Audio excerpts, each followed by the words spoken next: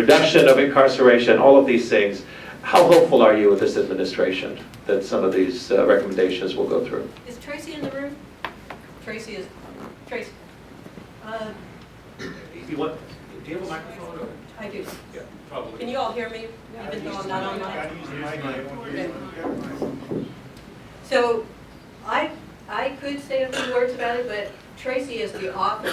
I gave testimony, and Tracy is the author. I'll let Tracy, if you'd come up for a minute and say a few words about the report.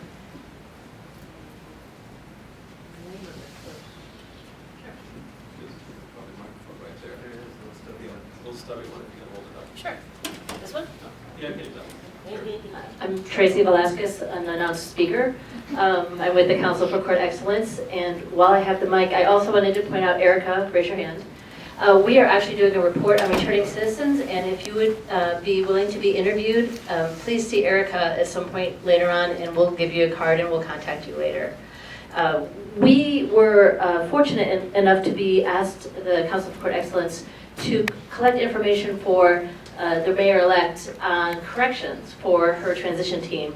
And many people in the room contributed, and it was, I thought, almost a blueprint for many of the things that need to happen in the district, and also recognizing many of the things that have happened, like ban the box, that we need to make sure get implemented well. So Edwina called me up yesterday and asked me if I knew where that was, and we're hopeful that the mayor is working with people now to talk about it and think about where to move next. We know she's had kind of a busy month, but I really hope that many of the really good implementation, many good ideas that people had are implemented. And there's a lot of issues around what's happening with the DC jail, around banning the box, around other returning citizen issues. So I'm happy to send it to anyone who's interested. And if you take one of our cards, that also has my email on it, and I'd be happy to send it to you. So what's the main focus right now? From your perspective, what do you see that's the most needed issues that we need to be able to address right immediately? Microphone, please. Yeah. You can hold it up. I wonder if I can walk through my PowerPoint. I thought this was going to be a PowerPoint war, and so I made PowerPoint. I can answer your question on PowerPoint if you'd let me. All right, absolutely, absolutely. It's your school. It's the Dean's School.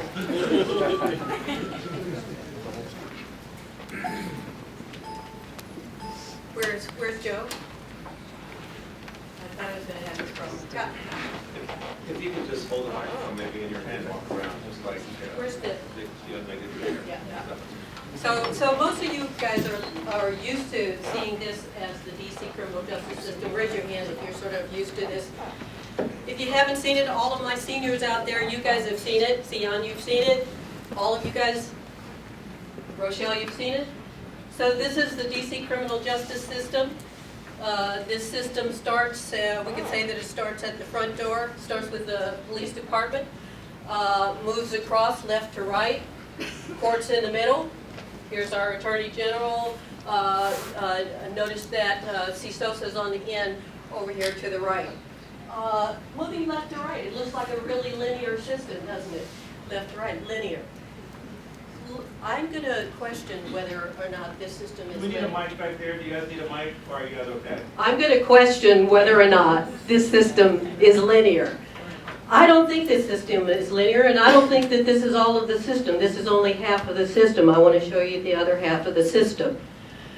This system, though it looks like we've got it all here, and we're used to looking at it, and we're used to looking at local and federal, this is not all there is.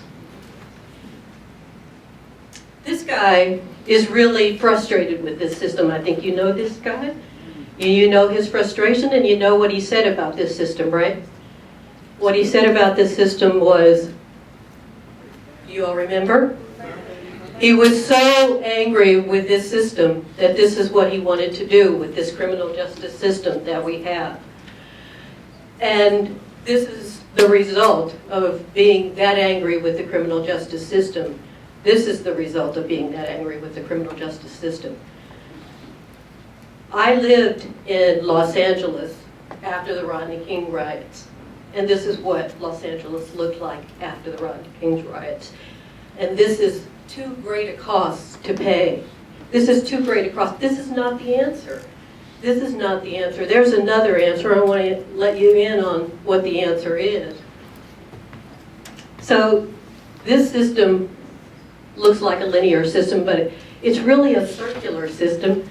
And I want to introduce you to the other half of this system. And what I want to say is that this system, the other half of it, is social services. And you might have already guessed that, but the other half of this system is the social services. Now, the social services were privatized and outsourced as a result of welfare reform, and this is part of the problem.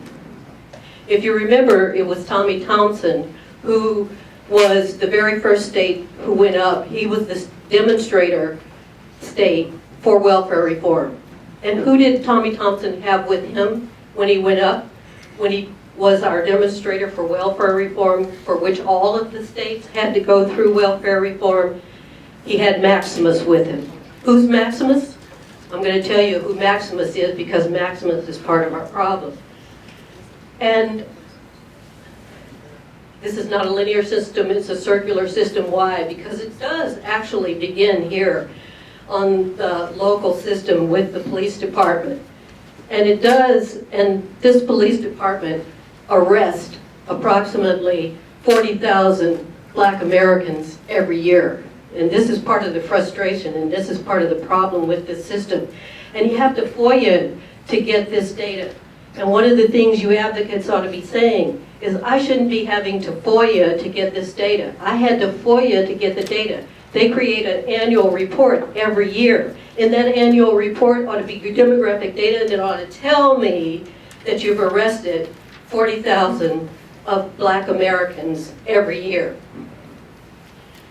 It does move across the system left to right, and it does go over here to CSOSA. And at CSOSA, we know that at the last time I checked, there were 12,000 people exiting the system in parole and probation. And with those 12,000 people exiting the system, notice that it has curved now. I said this was a circular system. This system has curved now, and I want to suggest to you that when it makes that curve, it creates recidivism. Recidivism isn't caused just by the individual committing another crime. Recidivism is created by low bed count. Low bed count. If I don't have a place to lay my head when I get out, that's going to be a problem for me. You all think about how difficult it would be for you to get up and function in the morning if you had to sleep out on the street or in a shelter and then function the next day. And so part of this problem is caused by housing authority and the number of houses that they have, and I want to say more about that in a minute. But also notice that it is curved again.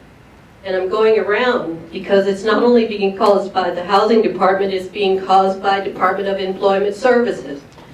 Department of Employment Service with these low job creation counts, low placement counts, this is a problem. This is a problem.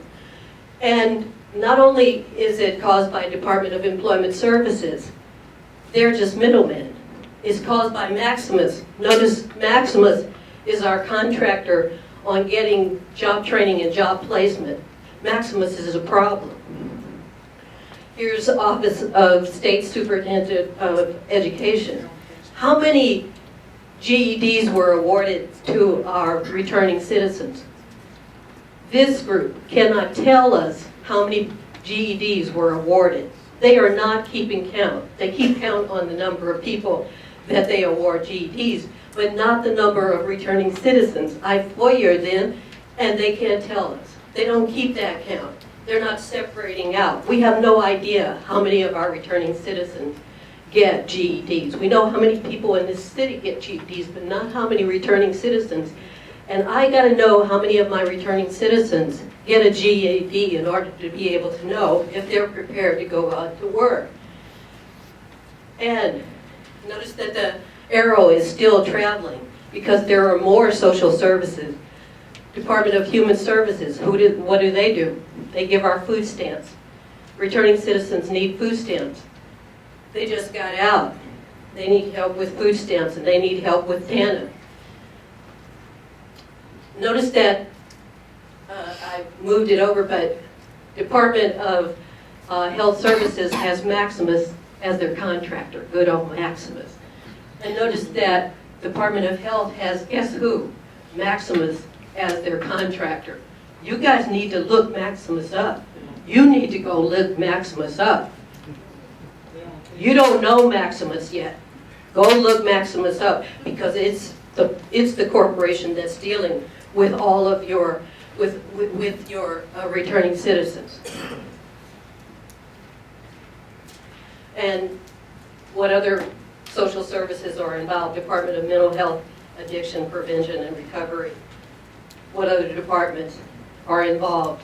Department of Vital Health, Vital Records. If I don't have my birth certificate, I can't do much. I need that birth certificate in order to get a driver's license. I need that birth certificate in order to vote.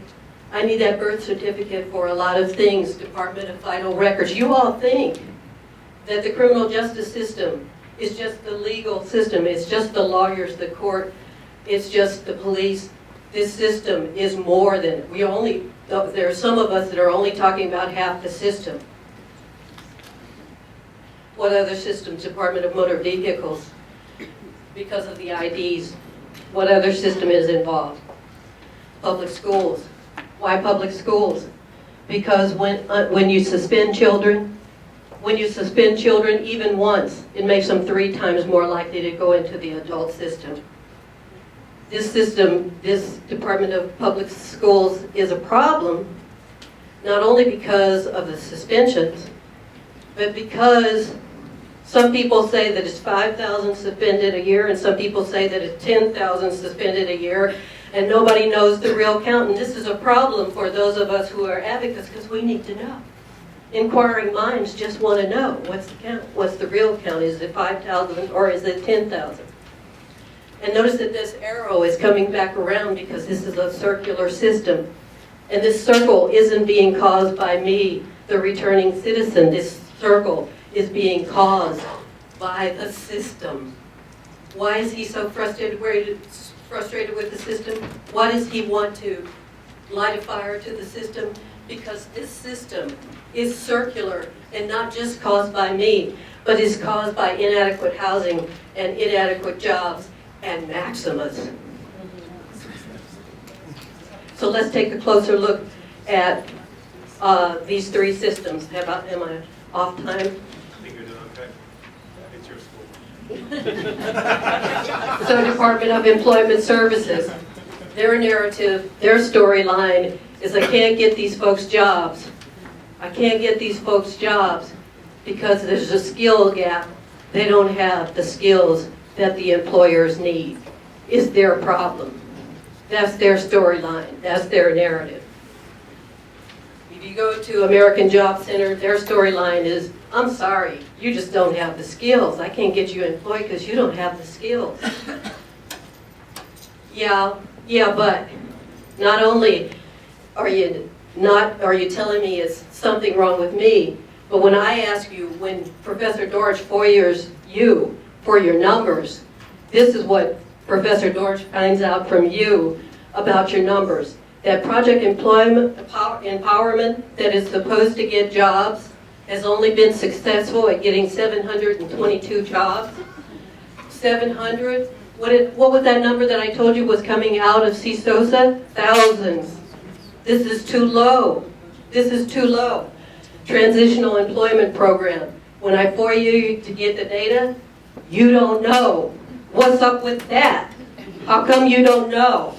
When I ask you about the apprenticeship programs, I can't get the number. I get 2 different numbers, conflicting numbers. What's up with that? When I ask you about individualized training accounts, everybody that comes into Department of Employment Services can get $4,000 towards their training.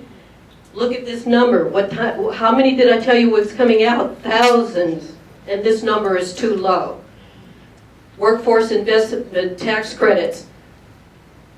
The last numbers that they have for it is 2012, and those numbers that they have for it was 1,194. This program is expired, so it's not going to do me any good. Those of you who don't know what workforce tax credits are, Those are credits that the federal government will give to an employer, will insure the employer against anything I might steal from him. Employers are not playing the game. They don't want those tax credits. Federal bonding, workforce development, there were 2,950 people that are in that program last year, and that's way far off from the 12,000 that CSOSA is hiring. There's a problem here, and the problem is not just me. The problem is also my contractor. So the advocate's narrative is that in 1964, under Johnson, we get Manpower program. Those of you who are in the audience, you may know Manpower program. It became CETA, it became JTPA. Y'all remember those programs? Those were job training programs that were given to Department of Employment Services. Once they were given to Department of Employment Services, and people knew people coming from Employment Services were black people, guess what happened to that department? That department became stigmatized. Anybody coming from that department was discriminated against. Because there are other employment agencies, private employment agencies, and employers will take people from the private employee and agencies over people coming from Department of Employment Services. It's being discriminated against by employers. Whether the advocate's other narrative is that there's a lack of apprenticeships in this town. We are not competitive with other states nor other countries in terms of apprenticeships. Apprenticeships, the other job creation program that was created under Johnson's administration was Job Corps. You guys know Job Corps is the only one. It and Head Start are the only two programs that remain. But apprentices make more than the Job Corps guys. Drop Job Corps, go with apprenticeships. Maximus. Career pathways, work-based learning certification. Why are these employers in this town so slow on the uptake? Why are they so slow on the uptake? Why can't they get with the program? I'm not willing to spend another 4 years, another $10,000, $20,000, $30,000 of my money. Why I gotta go there? Why can't I go through apprenticeships? Why can't I go through work-based learning certification? Why can't I? I want corporate citizenship from you, Maximus. That's what I want from you. I want corporate citizenship from you. And when I go to your website, guess what it says? I'm a corporate citizen. Yeah, but you're a corporate citizen, but what you don't, and you say that because of the amount of donations that you make to charity, but I want some jobs. As a matter of fact, I want your job. I want to be on your board. I want to be CEO there. Don't give charitable giving. That's not corporate citizenship. That may be corporate citizenship. We want you to do that as well. But we want jobs, and we want you to keep the numbers. I think I lost it. So I'm going to sit down, y'all.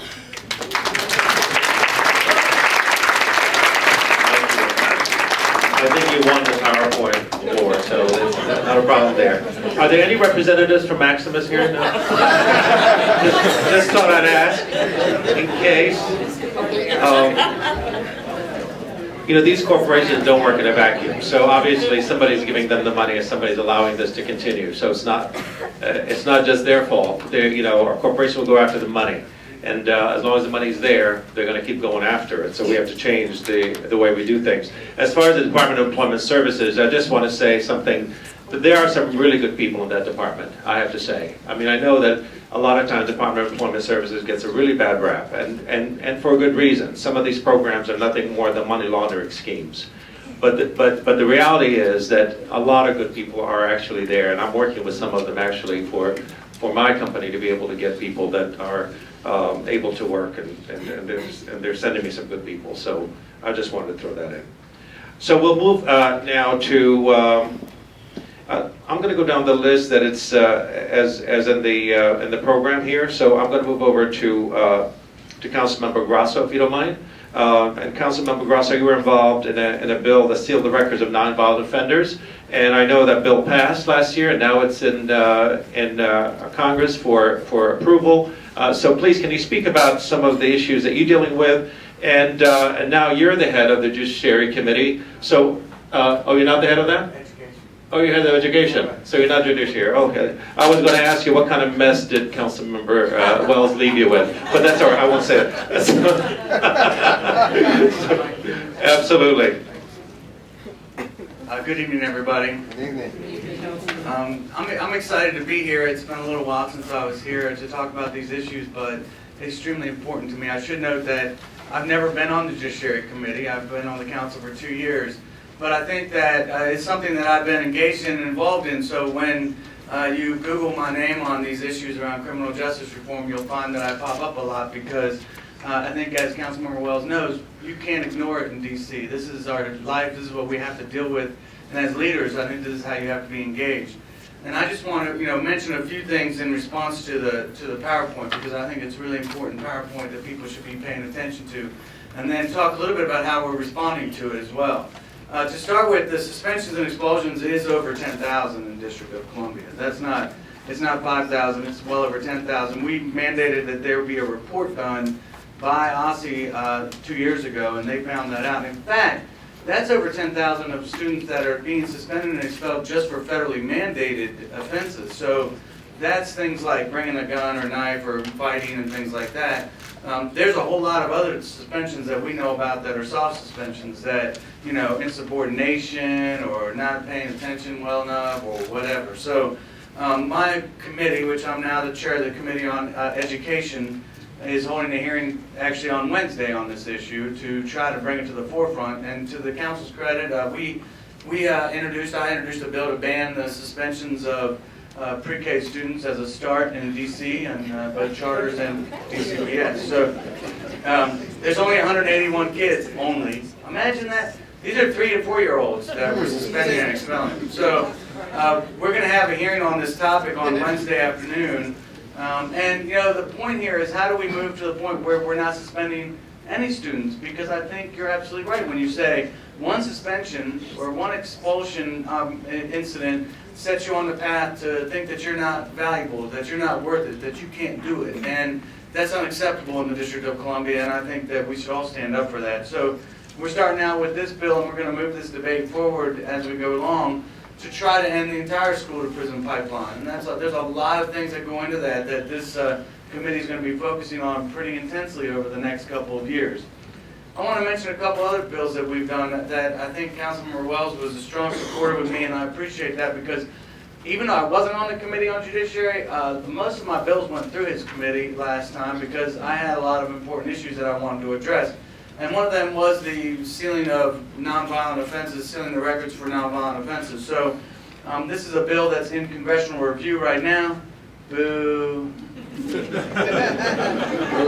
Thank you.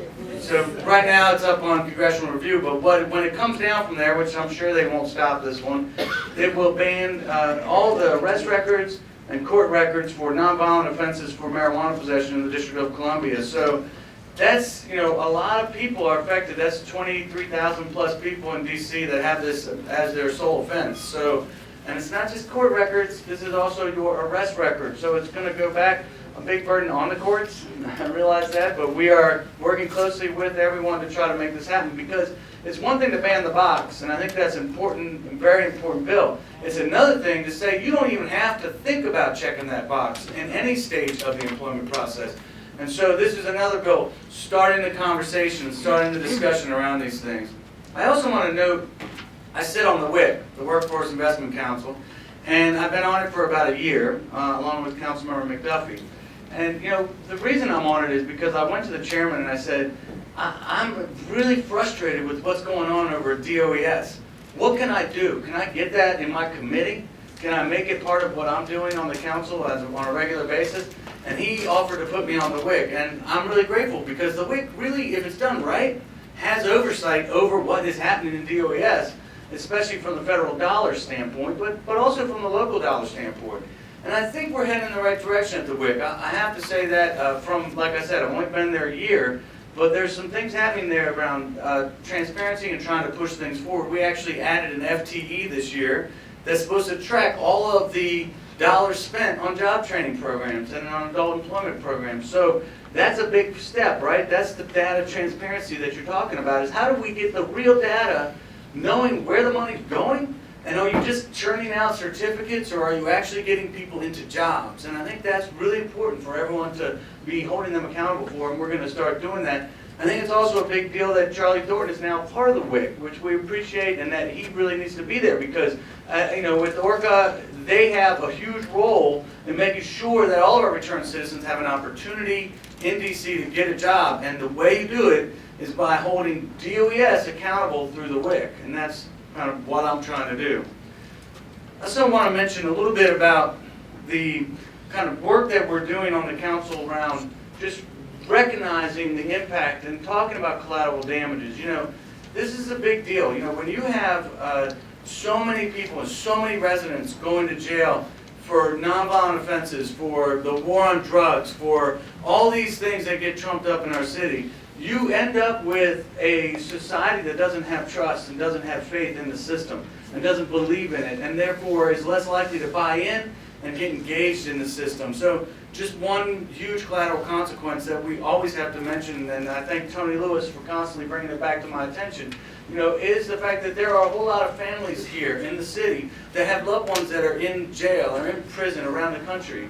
And so, he has a photo exhibit called Collateral Damages, and I don't know if you guys have seen it, but you should check out what he's working on. He's got photos of all these people that are impacted by the war on drugs, impacted by the prison industrial complex, and all the issues that go with that.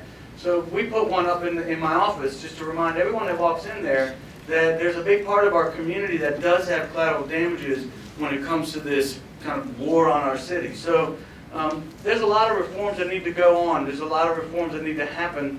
I'm going to continue to work on this in a way that may not always look like I'm out there in the spotlight trying to get the news to pay attention to me, but every day I'm trying to reach out to somebody different about how do we address the violence in our community from a new angle. How do we talk about nonviolent tactics? How do we engage people on a human-to-human basis with human rights in our heart and in our mind? And I think if we keep these conversations going and we keep trying to recognize one another as allies and partners in moving this world forward and moving our city forward, I think we'll see profound change. About a year ago, I spent 3 days in a program in a maximum security prison up in Patuxent, Maryland, where I did the Alternative to Violence program.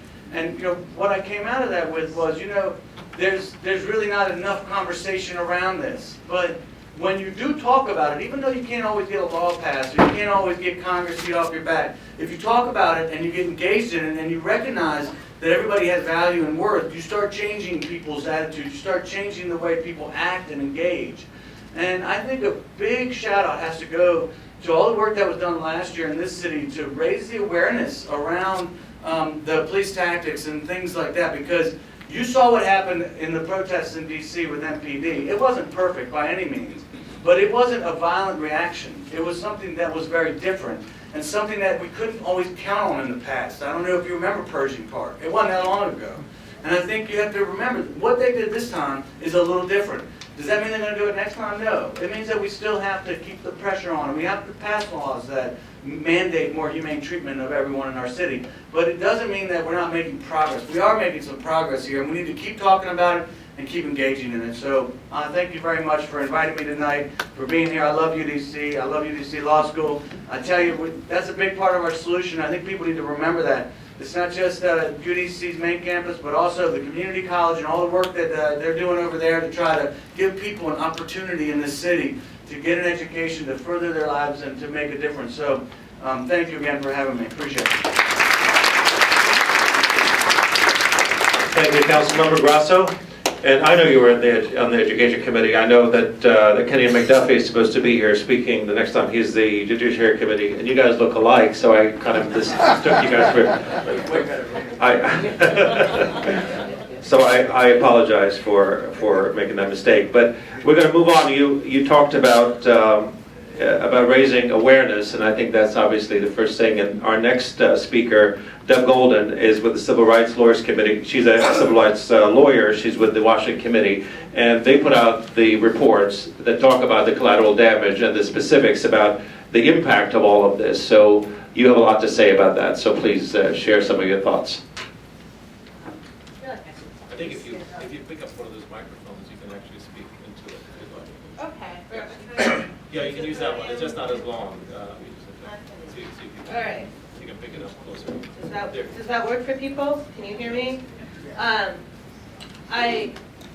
I also wear another hat, and I am an adjunct professor at Georgetown University Law School. So I promise not to start cold calling on people, but I am tempted in this attitude. And I won't do that. I do want to thank UDC for hosting. Thank you, Dean Broderick. And I want to especially thank Acting Director Wells and Councilmember Grasso for their leadership at City Council and for being part of a leadership in, I think, a city that has a long way to go, but is really committed to going there, the hard way around. I also want to thank Professor George, of course, for organizing this and bringing us all together, and for shaming my PowerPoint skills. I'm so glad I didn't try. Want to give you a little bit of background on the reports that we have done so far. We have done 2 in a series of reports on what I will not call the criminal justice system, because there's no justice in it. And I will not call the corrections system, because I have yet to meet anybody who has been corrected by a system that destroys people, soaks them in trauma, and rips their lives apart. So I'm still looking for the right word, but sometimes I call it the carceral system, or the corruption system. I like that. That's actually pretty accurate. Thank you. Right. No, I don't have to change the towel. And I want to thank one of the founders of the Washington Lawyers Committee, the late Judge Oberdorfer. Some of you knew him when he was on the court.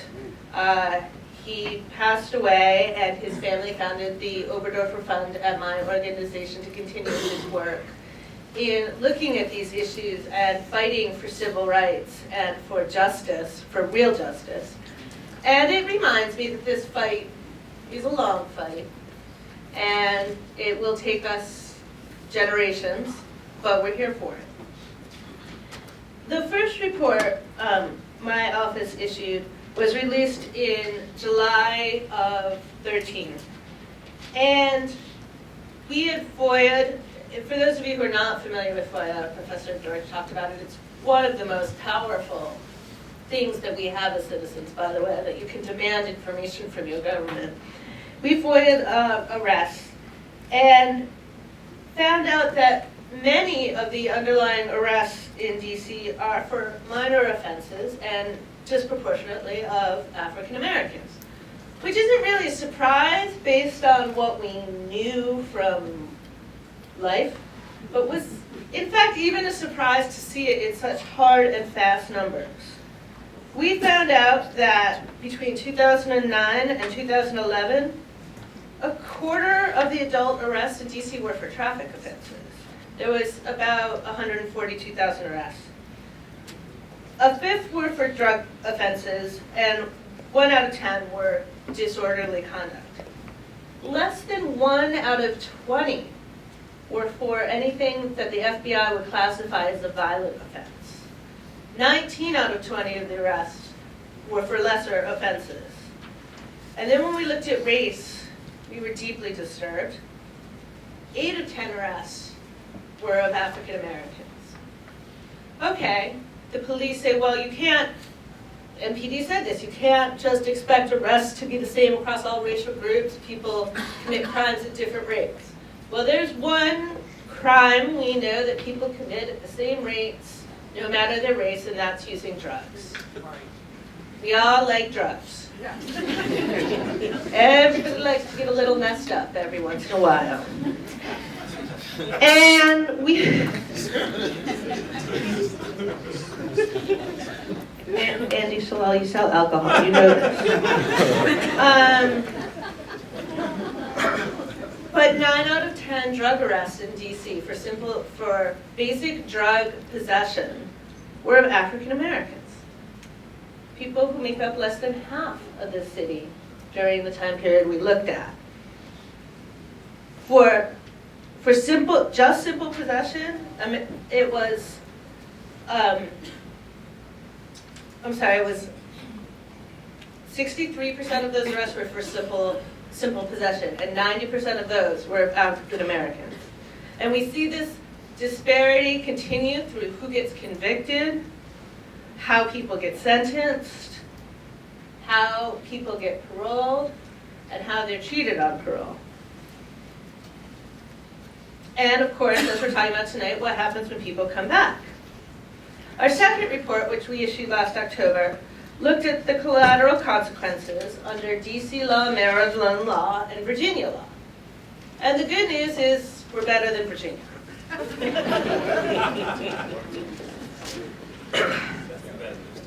It is the bad news, but that's what I can say. Gotta love the Commonwealth. But there are two significant areas, employment and housing. And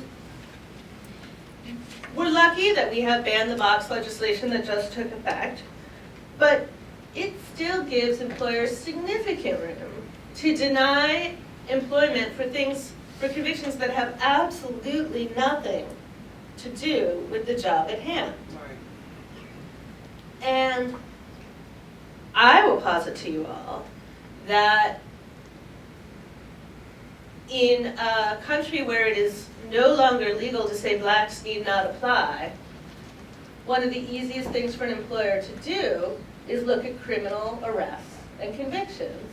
Because when you know that 9 out of 10 of the arrests are of black people, you might as well say no blacks need apply. But you don't have to. You say you're just looking at arrests. It would be exciting to see City Council strengthen the ban the box law, give more teeth to it, and more enforcement power. It would also be good to see a limit in the discretion to deny licensing, including all sorts of things that you can be denied a license for. You know, you need a license to do almost any job, it seems like. And you can be denied a license based on your criminal history, even if your criminal history has nothing to do with the license you're trying to get. The other issue that we were not able to deal with in the ban the box bill is housing. Did you know that it is absolutely legal for any private landlord in this city to deny someone an apartment because of an arrest or conviction? Think about that and what that means in a city where we have such a disparity in arrest laws. We've just replaced one sign with another. In our local public housing authority, you can be evicted even without an arrest, just on the housing authority's determination that a household member is illegally using drugs. That's legal in DC, and then the housing authority can kick you out. We've seen this over and over make it impossible for people to stay with family members when they come home, to support family members who are coming home, and to stabilize their lives after they've been destabilized and traumatized by incarceration. I would, Councilmember Grasso, love to see a stronger ban the box bill that includes housing. In fact, any legal limit we have on looking at people's, legal allowance we have on looking at people's arrest or conviction, my office thinks, and I think, should really follow 4 important principles. one should be necessity. Do we really need this? Because if we don't really need this to protect someone's health and safety, I mean, really honestly, like, we don't want bank robbers working as bank tellers. They might be good as bank security consultants, but yeah, I get it. You don't want them working as bank tellers, right? You might not want, we can all think of the examples, right? We all get told. But if it's not necessary, if it's denying an apartment to somebody because they have an arrest from 10 years ago, that's not necessary for anyone's safety. Any process should also have full elements of due process. And what that means for those of you who were smart enough not to go to law school, I mean, who've not been to law school yet. That means that when we're looking at something, we should have some sort of a process. It doesn't have to be a full court process, but it should be the process that is due to what we're talking about. Should the housing authority be able to kick someone out just because they have decided that someone in their household is illegally using drugs? Is that really what we think should happen in America? Or should there be more process? Should there be more transparency? We should also have flexibility to allow employers and providers of housing to go above what may be prohibited by the law so they can take more risks and be more open if they decide their business requires on it. And we have to focus on rehabilitation and start from the premise that a judge sentences somebody to time. And that's the time they need to do to pay society back. Putting aside whether or not those people should have been arrested and convicted in the first place, but if we're going to go there, a judge sentenced them, they did their time, they are home. They have been rehabilitated. We need to accept and love our neighbors back into our community. I want to say that in this vein, we are going a little out of order and will soon be releasing a series of reports on conditions of confinement for people from DC. Looking first at local conditions of confinement in our local jails, one of which, continue on your theme, is for-profit. Just so you know, shareholders make money on how many people get locked up. And then we will be looking at other conditions of confinement for folks from DC as they go into the Federal Bureau of Prisons. So look forward to those coming up. I am glad that we have made significant progress in this area. I look forward to more progress. I really thank you all for being here. This is very exciting. I should have said in the beginning, I haven't just been checking Instagram on my phone. I've also been tweeting. My Twitter is @DebGoldenDC, and there's a lot of being posted tonight under the hashtag collateral consequences, so you should check that out. There have been some folks here that are clearly also tweeting, and tweeting some pictures, so we can all find out what we look like. It's pretty awesome. Thank you very much. Thank you, Ms. Golden. Even as someone that serves alcohol, these were pretty sobering statistics. Thank you so much. I have to look on this side as well, because I keep having my back turned to you guys. So next we have Ms. Hodge. And Ms. Hodge, you're going to speak to us from your own experience. You have an organization called Mission Watch. You work with entrepreneurship, which is obviously an important element of helping people that have been previously incarcerated and are out trying to make an honest living out here. So you work with the Office of Human Rights to Man the Box, and you were involved, I know, in a hackathon that I was at Impact DC. You've been doing a lot of talking on this issue, so please share some of your experiences with us. Okay, I'm going to sit where I am and hopefully everyone can hear me. If you can pull that little microphone closer to you. Okay, is that better? All right. It's good to first be here at UDC, and it's good to see so many faces that came out to our hackathon in November. My name is Teresa Hodge, and I am a returning citizen. I served what originally started out as an 87-month federal prison sentence. I was able to win part of an appeal, and my sentence ended up being 70 months total. My sentence was served at Alderson Federal Prison Camp, which is known as Camp Cupcakes, thanks to Martha Stewart. I can assure you there were no cupcakes there. I also was involved and circulated through DC jail when I came home for a writ for part of my sentence reduction. And then also, even though I was a Maryland resident, I ended up at Fairview, the facility. So even as a Maryland resident, I pulled on the resources of DC. How I ended up at a DC halfway house versus a Maryland halfway house, I have no way of knowing, but that's where I went. And so it was your resources that took care of me, a Maryland resident. I was an entrepreneur before I went to prison. And what I learned was there are many paths that take a person to prison.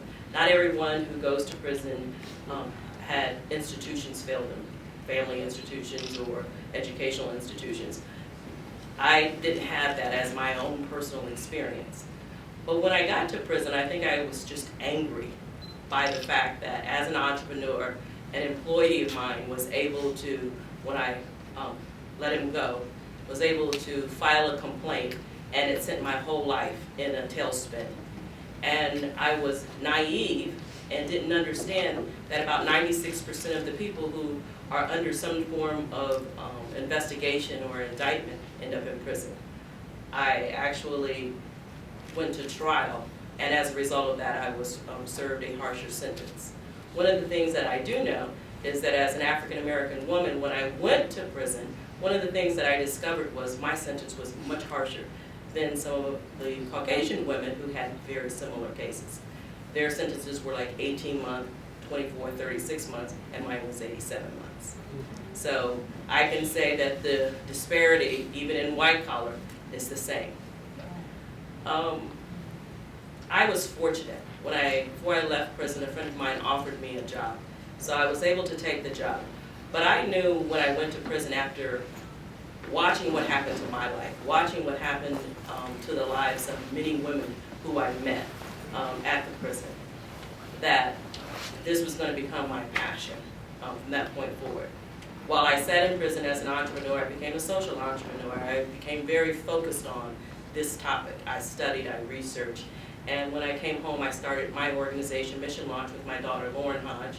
And one of the things that we realized was, or I realized that, getting a job was going to be so difficult that I did not have the emotional stamina to fight that battle.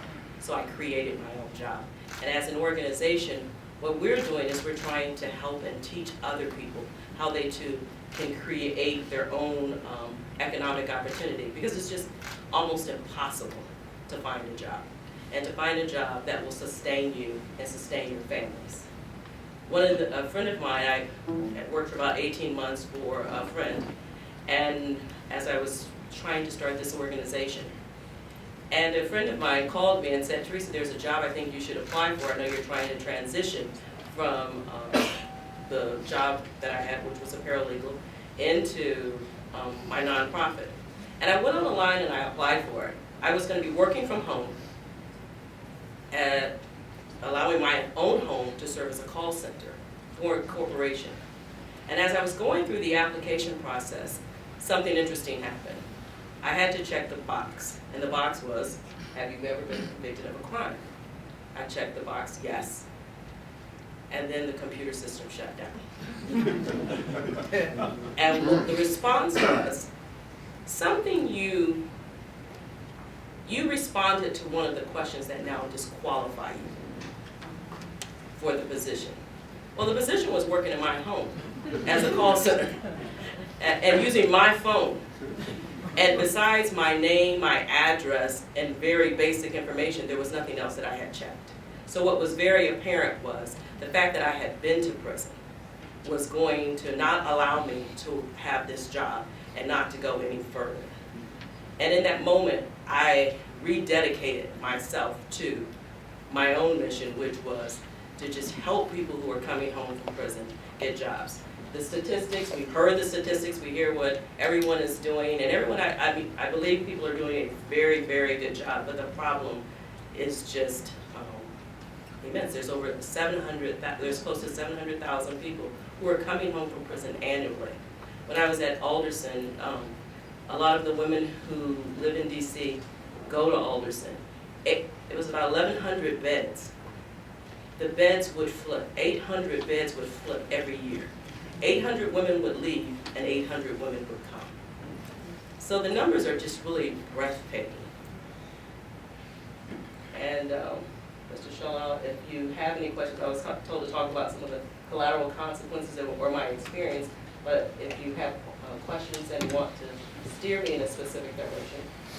No, I think you're kind of the main focus of this whole event. You are really. I mean, I think this is about real life. Too oftentimes, I think we talk about these issues, but we don't put a face to an issue. And you bring a face to this issue. That's very important. How has your dealings been with city government? I know that you work with ORCA, I imagine, but I know that they're woefully underfunded. How is that experience?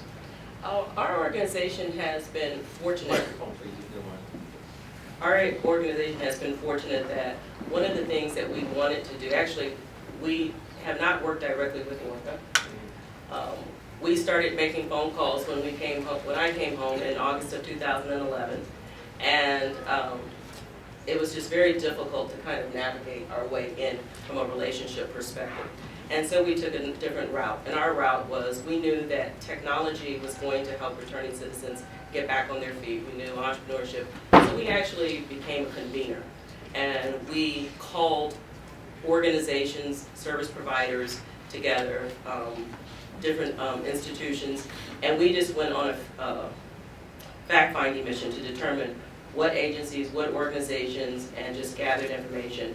And what we focused on was just how could we help to bring all of the various service providers together? How could we create technologies that would run across all of the various organizations? There's a piece of technology that we worked on, which is called Clean Slate DC, which is a piece of technology that we're hoping that many of the service providers in the legal field will be able to use to help minimize some of their paper burden of just talking to different people. What we've discovered as returning citizens is that no one knows where to go. You start in one place and you're given one set of instructions, you fill out one set of paperwork, and then you're going and beaving and wobbling through the whole system. Meanwhile, you leave Department of Corrections where you're in a warehousing model. And then you go immediately to possibly a halfway house where it's hit the road, go find a job tomorrow. It makes no sense with, and all of these various breakdowns. Then possibly you leave from there and you're navigating through probation or parole, another system. And it's just very complicated. And at the end of the day, for me, one of the things that I know is no one is sitting in prison wondering when they're going to go back to prison. And so if people are going back to prison, the disconnect is really soon after you leave prison. And just for us as service providers, concerned citizens, just making it easier for those who are ready to do their own work to connect to the right systems, to the right infrastructure, is just critical. I think it's important to understand you can't do this stuff on the cheap. And I think too often we throw a little bit of money at a big problem, and it only continues to create this cycle that never ends. And everyone has actually said it over and over again, the idea of the wraparound services that are so necessary for somebody coming out of prison to be able to find their way and navigate their way into this very complicated government bureaucracies. I know that I open restaurants, and believe me, I know government bureaucracy. And so having to walk through this process after you've just been released from prison you were in, and I did the math, for over 7 years. My original sentence was 7 years, 3 months. It was reduced to 5 years, 10 months. I served 4 years, 8 months at Alderson Federal Prison Camp, and I was attached to the DC halfway house for 6 months. And So, I just got off probation yesterday. congratulations. Congratulations. And I think it's important to understand that you know, if you've been out of the system for that many years, things have changed, you know, dramatically. The workplace, just the streets have changed, the landscape has changed. I was talking to some of the returning citizens, and somebody said to me, what they do is they put you on a bus, they bring you here, they drop you off at the corner, they give you directions to the homeless shelter and a little bit of money to get you by. And that's it. You're kind of like, good luck. And that's obviously not a recipe for success. No, it's not. And- It's an inhumane way of disconnecting someone from a system where every day someone is telling you what to do and how to do, and to just drop you back off into a community where potentially the problems of your life exist makes no sense. Yeah. It's not a recipe for success. And if you'll give me a second, I was a highly functioning person before I went to prison, but social media had not existed. And so when I came home, I had to learn what was Twitter. You know, Facebook was what kids played on, you know, before I went to prison. And so the whole social media craze changed, even down to Microsoft. I remember sitting in front of the computer and knowing how to use Microsoft suites and so forth. And I didn't realize that Microsoft had changed their navigation system. When I went to prison, it was at the top of the screen. And when I came home, it was in that little Microsoft bar. And I was looking at the computer thinking, what happened? And so in prison, we don't allow often people to be connected to technology. Technology changes every 3 months. Yeah. How are people going to be prepared to just even do jobs working as cashiers if you don't have access to computers? So there's just a huge disconnect. For the most part, in federal prison, a lot of the education has been stripped away. So what people are forced with is if you need a GED, you can possibly get a GED. If you need something beyond a GED, well, you need to read a book, you know, because there's nothing else for you to grasp on. So it's just, it's challenging in so many ways. There was a warden who wrote a book he said that everyone who comes home from prison, he believes, has some form of PTSD. I can say that before I went to prison, it was a stressful period. In prison was relaxing. Coming home from prison, I had my first anxiety attack. I was a person who had a job, who had family, who had support. And what I recognized was, if it's this difficult for me, how much more difficult is it for someone who was marginalized throughout their entire life? I was marginalized as a result of prison. And so, as I talk to other women, other men who've been in prison, it's the same narrative. So it doesn't matter where you come from. One thing for sure is prison is the great equalizer. It doesn't matter what your zip code was when you're in prison. For the most part, everybody's the same. But when you come home from prison, even if you're able to go back to where there are more resources, you're marginalized or you're affected, even if it's only on the inside. Thank you so much. Well said. So when our speakers finish speaking, we're going to open it up to the audience, so please be prepared with some questions if you have any. I'm sure you have lots. So let's move on to our next speaker, Reverend Wilkins, Kelly Wilkins. She works obviously in the faith community with Covenant Baptist and other communities as well. So what is the role of the faith community in all of this? Thank you, thank you. I think that Mrs. Hodge said it really all. The role of the faith community is to support those returning home the best, you know, in the many ways that we are already supporting our congregation to be a supportive mechanism. Our church is located in Ward 8, far southwest on South Capitol Street. And we, as a congregation, have always felt that it is our job to be a prophetic witness in the community and in this world, to speak to injustice, to help the oppressed, and also to help people live up to their God-given potential. And so as a congregation, to be a part of helping returning citizens reintegrate back into the community was a natural way of what we were already doing in our ministries. And I see a few pastors in the room. I see Iman Prouder back there. Raise your hand so they know who you are. And also I see Pastor Whitaker, and I'm not sure if there's anyone else in the room. Pastor Whitaker is over here to your right. So, but I was asked to talk a little bit about the faith community and how we got involved in our church. Have always provided things such as parenting classes and other sources that will help people get back on their feet. But one of the ways we were really in contact with returning citizens is when we began our relationship with CSOSA, and that's Court Services and Offender Supervision Agency. And CSOSA, back in about 2002, began to reach out to the community, wanting to partner with the natural resources in the community because they knew that they could not do supervision on their own. They needed the community to help with public safety, to help with men and women returning home. We know there's never enough resources, but one of the natural resources in the community is the faith community. That, saying there's a church on every corner, or some kind of faith institution everywhere that you go. But within those faith institutions, there are resources such as buildings, there are programming that goes on, there are just people eager to be of assistance in some kind of way.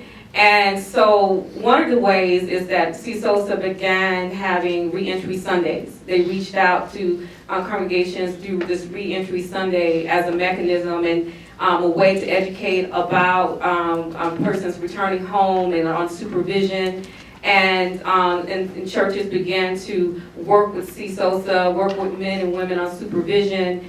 And our church, we would do mass orientations where people would come in and learn about what they needed to do on supervision, and that way we were able to let them know we had a food bank, or we had clothing, or whatever the case may be. And then we had a minister, she was a social worker as well, and she began to teach parenting classes and grief classes, whatever that we could do to assist. And then somewhere in 2000, I think 2010 or somewhere, I don't remember what the year was, we began to work directly with CSOSA as a contracted institution.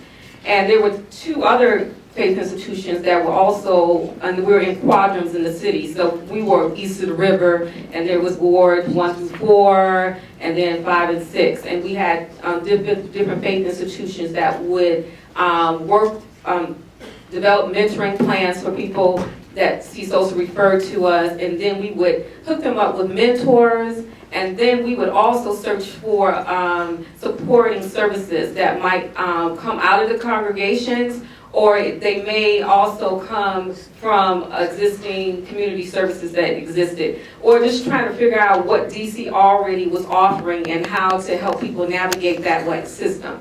And it was a supportive network, and still is a supportive network. There was, and about, what year was it, 2010, 2000, what year is it now, good Lord, 2013, about 2013, because of sequester cuts, our organization, as well as the other two organizations, no longer became contracted with CSOSA. We still stay connected, but because of funding issues, there was no way to continue as a faith institution providing those services on that level. And so the faith base still exists, but is run by federal employees. And so there's a certainly different slant on it, but they're still connected to faith institutions. And so some of the things that I've learned through these years, working through the faith-based initiative, is one, that that there is a significant amount of assistance within our community, but we have to figure out how to tap into it and to make it work, because we have all of these little, circles going on, one here, one there, they're not connected in any kind of way. And so we would have congregations that, I have one pastor that, he had a full-time job, but what I would say is, look, this is the only thing I need you to do. And he would call landlords. And if I get a referral of somebody who needed a place to live, he would call the landlord, talk to them so that they would not discriminate when this person applied for whatever housing that they had available. That they would consider them because they had talked to the pastor. Or we had one pastor, she would sit down with families because maybe the family did not want to take the person in because they had broken so many ties before they were incarcerated. And so she would mediate with the family to draw up a contract where this person would agree to do this and this if you allow them to live in your house. And this is how, without any money, we would try to keep people from off the street. And as best we could, because what we found is that a lot of faith institutions wanted to help, but they didn't have any resources in terms of money to provide. And so, but they had people. And so they would teach classes. We had women empowerment groups. We had reintegration groups. We had all kinds of groups that people would come and they would bond with other folks who had the same kinds of issues. However, they would also find support. They would also talk about things they had never even talked about to themselves. And so it would get to a point where they would find out that they weren't by themselves and they could ask for help. And so these are the kinds of things that our faith institutions were doing to help men and women return home successfully, is do what we do best as a faith institution, is to be in relationship. And that was our role, and that is our role. Now, there is some places where I felt the faith institutions failed. Number one, they didn't get involved as much in policy as they should. Sometimes they would, they might show up for the marijuana bill if they were against it, but, they wouldn't show up for ban the box numbers like they should. Or they wouldn't show up for the, just important bills, And so, and it was really, it's hard to get sometimes people to understand that this has as much to do with the biblical text as when we talk about, this is about love, when we talk about policy. When we look at even in the Hebrew Bible, we look at Nehemiah. Nehemiah went back to rebuild the walls because the walls weren't being built because of public policy had set them back. And so public policy had kept them from rebuilding their city. And so he went back to change that situation. And so just like we have examples in the biblical text, we too have to do the same thing in real life. And we can't talk about love, and we can't talk about love without justice being involved in it at the same time. And so often, that's the area the most the faith community needs to find movement and be educated on. And so there are some areas that we would need pastors and we need community people to stand up on. There are pieces of policy. What happened to Hope Village? I remember, who was the council person, judiciary? Mendelson. We sat with Mendelson, we went to Eleanor Holmes Norton about Hope Village, and what really has happened with Hope Village? Understand CSC has done a report, what really has happened. And we need pastors, and we need imams, and we need all our faith rabbis, everybody standing and making sure the federal government and the DC government does right by the folks who come home and stay in these halfway houses. And that's a place where the faith community can be very instrumental, because the halfway house is in the community, and we can help folks as they transition all the way back into the community. We have expungement laws. So I'm just trying to figure out why, so many people can't get jobs. And if we would expunge nonviolent crimes a lot sooner, then folks wouldn't have to wait 7-10 years and sometimes even longer to be employed. And so I had folks on our caseload who 7 years ago had marijuana, who had small minor felonies. However, they still can't get a job because those things pop up. So why is it that we cannot get those things done? And I think a moral voice from the faith community. And that's what we need to be talking to your pastors, your rabbis, your imams about. How do they get engaged in these kinds of issues? The other, I can go on about those. Okay, I'm gonna be that long. So there are so many ways in which the faith community can get involved in, besides just charity. I appreciated when I sent an email out saying that someone needed a coat. Within an hour, we had coats with an S, because the faith community showed up for that. And I appreciate the fact that people will come out in numbers to mentor.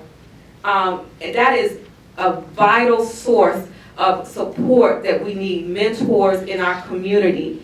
And so don't stop doing that. But we do have to look at public policy. We're not exempt for touching public policy. Your 501c3 is not in jeopardy. Your, whatever your church tax status is won't be in jeopardy. You're not endorsing anybody, but you are changing the reality of your community. So, and let me just say this before I end, is that there's a notion out there, and I don't think I ever said this publicly, but I'm going to say it anyway. There's a notion out there that churches and mosques should do what we do to help in the community for no money at all. Yeah. And believe me, if we could do it for free all the time, we would.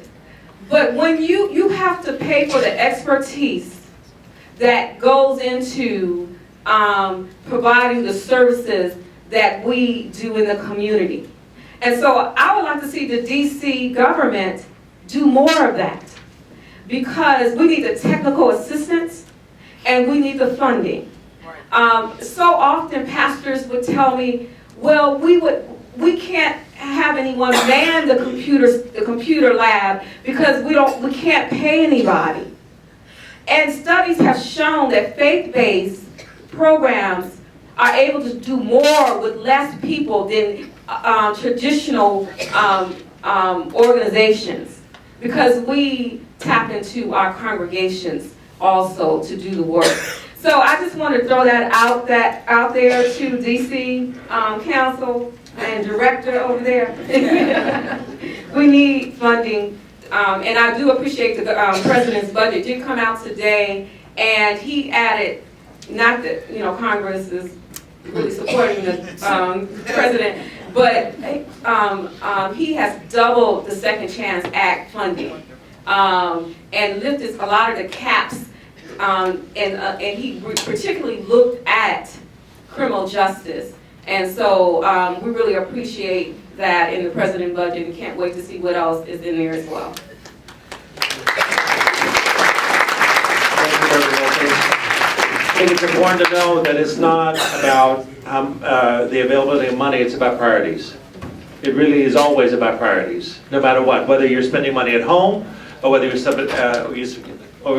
you're spending money in government, or how the budget is allocated. It's all about priorities. So the money's there, it just, the will needs to be there as well. And I'd like to see some of the movement that's happening here. Let's go to our last speaker right now, and then we'll open it up to you guys, the audience here. Professor Jared Ball. It's great to have you here. He's a professor at Morgan State. He teaches journalism and writes a lot about media presentation of criminality and policing. So he's got a lot to say, especially with all the current events that are taking place and how the media is portraying all of this. So, Dr. Ball. Thank you very much. Good evening, everybody. Good evening, everybody. I appreciate that. Yeah, I said the time, right? It's very difficult.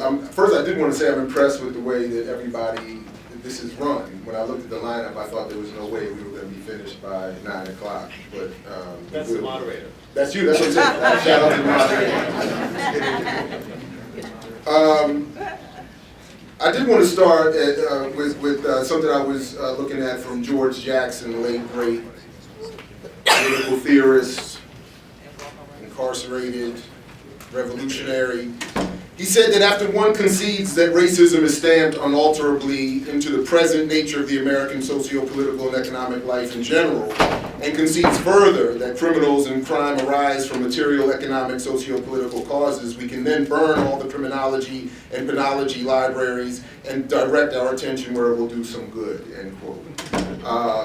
And what I like about that is that it speaks obviously to the intentional nature of all that is being discussed here tonight, that these are not, everything that everybody is here to talk about are not the results of people's bad choices in terms of dress, naming, hairstyles, etc. It's part of a white supremacist, capitalist, colonial, imperial process that by nature demands that people who were formerly brought here to work as enslaved property, whose jobs are no longer required, be mass incarcerated, over-policed, surveilled, in new ways, and have that generate new money for the handful of people that run everything. And I think, as Oxfam said, by next year, 1% of the world will have more wealth than 99% of the rest of the planet's population. And that is in part due to the kind of incarceration we see here in the colonial empire seat, the seat of empire. That this is part of not only a domestic but also an international issue. The famed law professor, late great law professor Derek Bell, also once said something, a quote I reference all the time and will do my best not to butcher here in the immediate moment, but he said something to the effect that if our public policies were rearranged so that weekly roundup of hundreds of black people who were then taken to a secluded place and shot, that these policies would be mere adjustments in the severity of public policies already in effect that we have, that I think as he said, we feel largely powerless to change. In other words, that it's public policy that leads to all this inequality, violence, hostility, and of course incarceration, and then the treatment of people once they come home.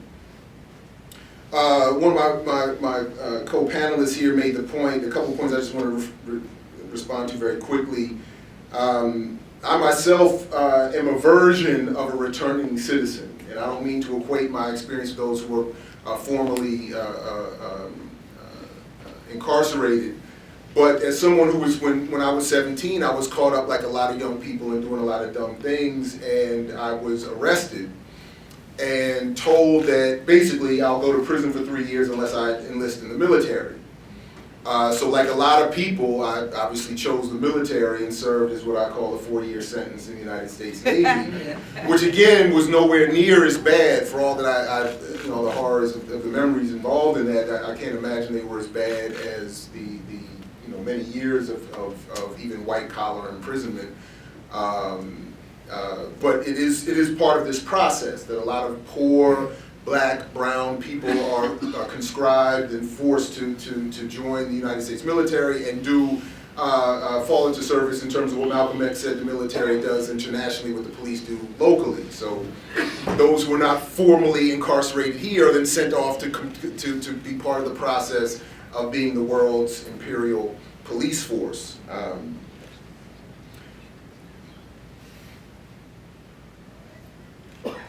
We, of course, know that this is not an accident in the sense that I'm sure as everybody in this room knows, the 13th Amendment says very clearly slavery is not abolished.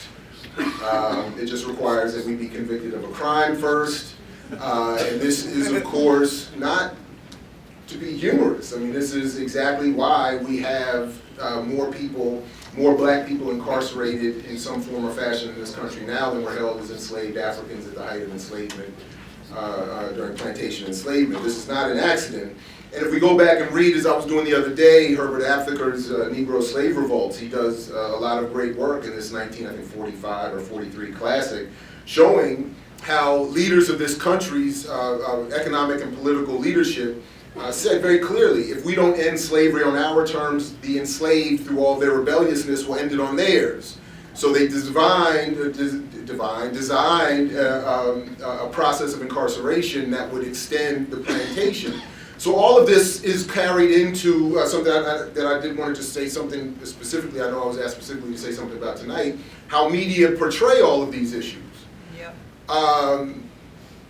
First, I think it's important to understand that the field of study that I'm supposed to be a representative of the communication studies field in this country was designed specifically by the country's political and economic elite to study how to manipulate people during times of peace, as was done to get people geared up for war. How do we propagandize people to manage their behavior when we're supposedly at peaceful times? In the same way we would propagandize young men in particular to go fight in the front lines of what at the time World War I, and then later every other war that this country's been in, I think for every other year since its inception. I really don't think you can find a 10-year period in this country's history where it has not used its military in some form or fashion to wipe out somebody. So this requires a lot. How do you get people to constantly, particularly when you don't have a draft, to get, to support the military efforts of this country? So that's why you have things like Operation Hollywood, where you have the Pentagon and its close relationship to the film industry. So films want to have something that looks at all realistic in terms of depicting war. They have to send their script to the Pentagon and have it vetted and signed off on, because the Pentagon and the military knows that this is a major recruitment tool. In fact, when I first joined the Navy, I was told that my crew, we were the Top Gun troops. We were all the people who came in after Tom Cruise's Top Gun film. And where we all apparently thought that was going to be our military experience, motorcycles and sunglasses and leather jackets and, volleyball games on the beach and all of that. And then next thing you know, somebody's, sticking a mop in your hand and telling you to clean somebody's toilet or cook somebody's food and, oh, by the way, push this bomb that we're going to drop on somebody that looks probably like you, and so on and so forth. But this is also why, and I found this, because I knew I would only have a few minutes, and I did want to just summarize very quickly what, as a professor, forgive me if I'm saying this wrong, Victor Kappeler at the University of Kentucky, summarized for us, as he says here, decades of research on media and crime have generated 10 major facts about the media depiction of crime and justice in the United States, which include, as he says, saturation. Media presentations are oversaturated with stories about crime, criminals, and criminal victimization. This is done uncritically, so the depiction of crime by media relies heavily on police and criminal justice officials as primary sources in reporting. It's exaggerated. The level and seriousness of crime in society is greatly exaggerated by media, so even as violent crime or crime in general goes down, media depiction of crime goes up to keep everybody centered. Media, of course, are influential, and the distorted representations of crime by media shape the public's judgment about crime, criminals, and proper response to crime. This is, of course, sensationalized. Media overrepresent violent and sensational crimes like serial killings. It's ageist in the sense that it projects mostly youth, and, of course, use of so-called color as criminals. It's racist. The media overrepresents people of color as criminals and criminal suspects. Victim bias. Crimes against whites are given more attention by media than crimes against people of color. Police bias. Police officers are most often depicted by media as white and I would add benevolent. If you watch a lot of these shows, even when they are caught doing something wrong, it's always in the context of, well, we had to break the rules because there's so much crime. So we have to get rid of their civil liberties. It's because they just, yeah, like Rudy Giuliani said the other day, that genius of a man, right?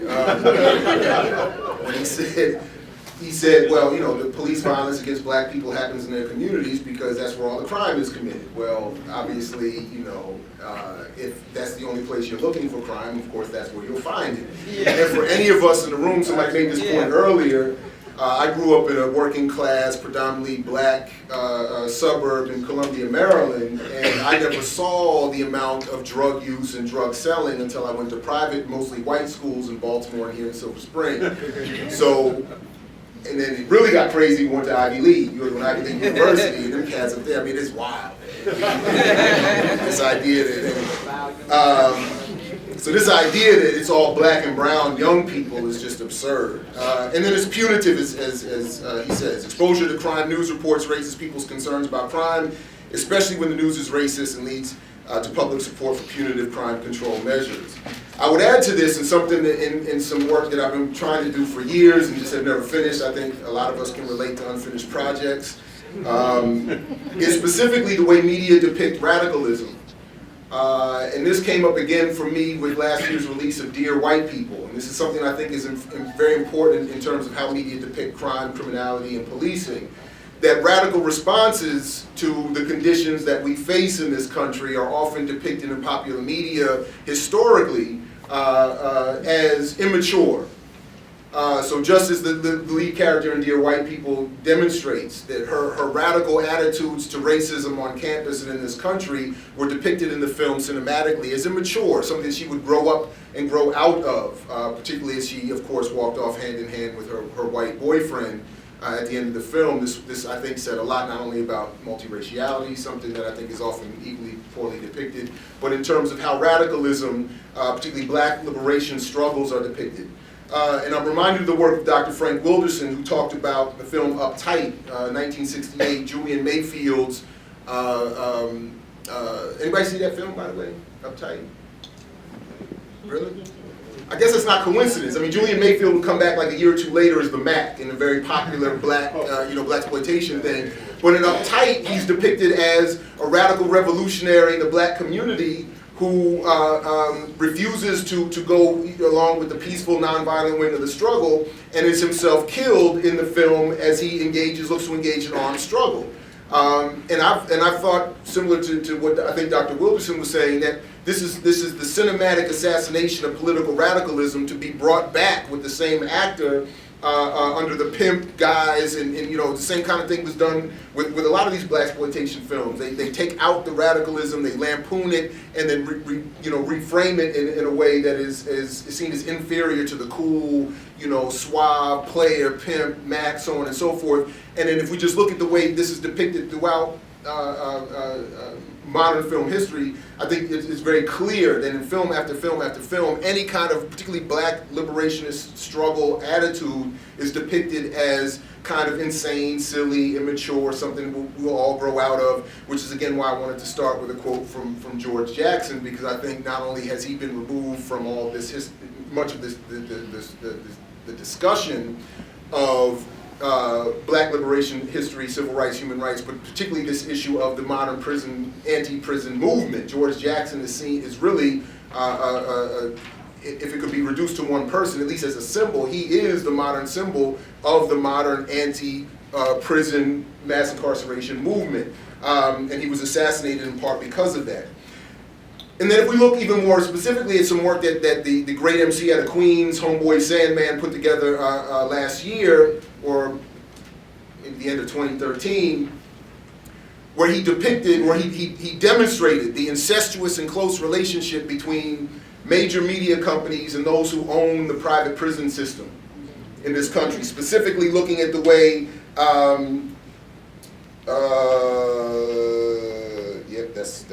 Vanguard Group is one of the major private equity funders of Correction Corporation of America.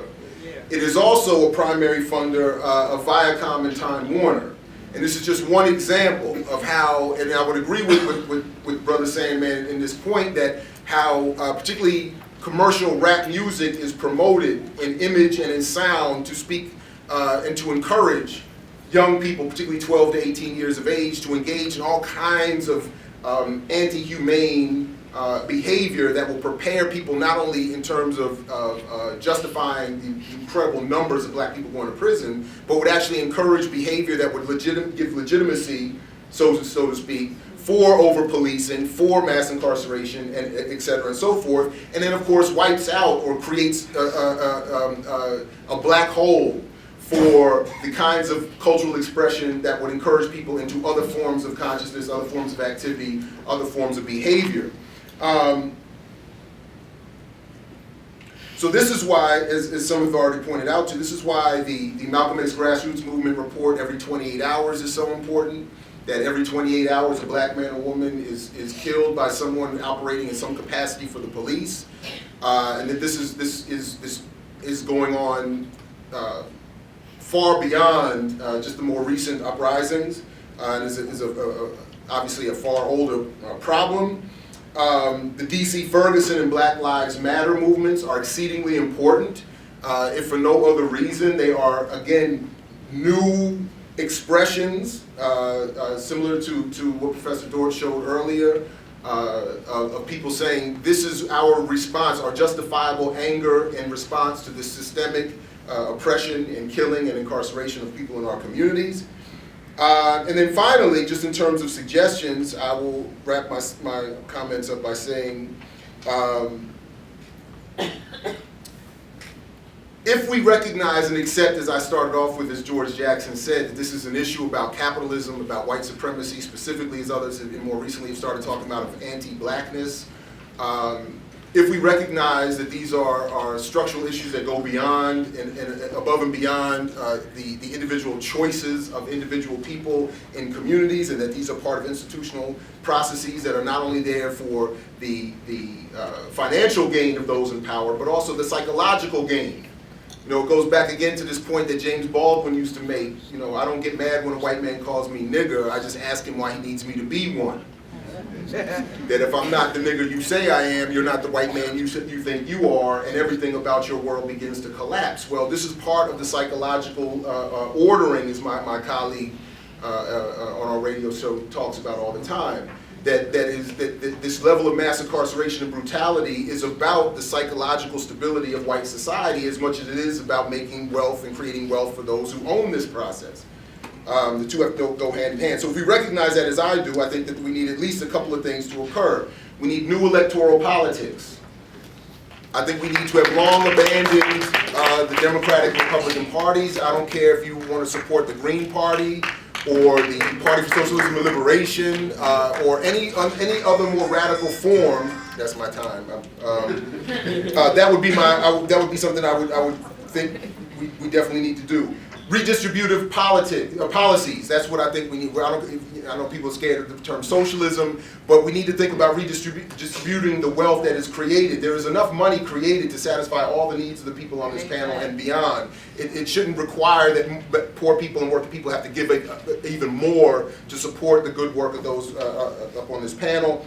And then finally, I'd like to argue that we need more of a commitment to quietly studying and developing our organizations. As much as I love overt actions and activity, I think as much effort has to be done offline, off the record, in quiet spaces, saying we need to study, build an organization, build a movement that is what is required to enact any of the number of things that people in this room would like to see happen. And I'll stop there. So as Fred Hampton used to say to you, say peace if you're willing to fight for it. So peace, everybody. Thank you. Thank you so much. I want to just a note for the record, it's 9:01. We were supposed to be finished at 9 for the panelists, and then we were going to open it up for a conversation with you all. Dr. Ball, somebody texted me, they said, I really like him. So, no, he must have said something. I'm always good in short doses. Small doses, I'm good. I'm aware of that. So I want to turn for 1 second to Professor Dortch. Now, I know you put this panel together.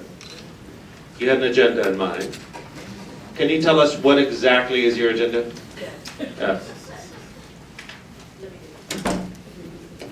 So is there any other radio station in the room besides WPFW? That says a whole lot. Yeah. That says a whole lot. NEFTA in the back, in the black, is our co-sponsor, WPFW.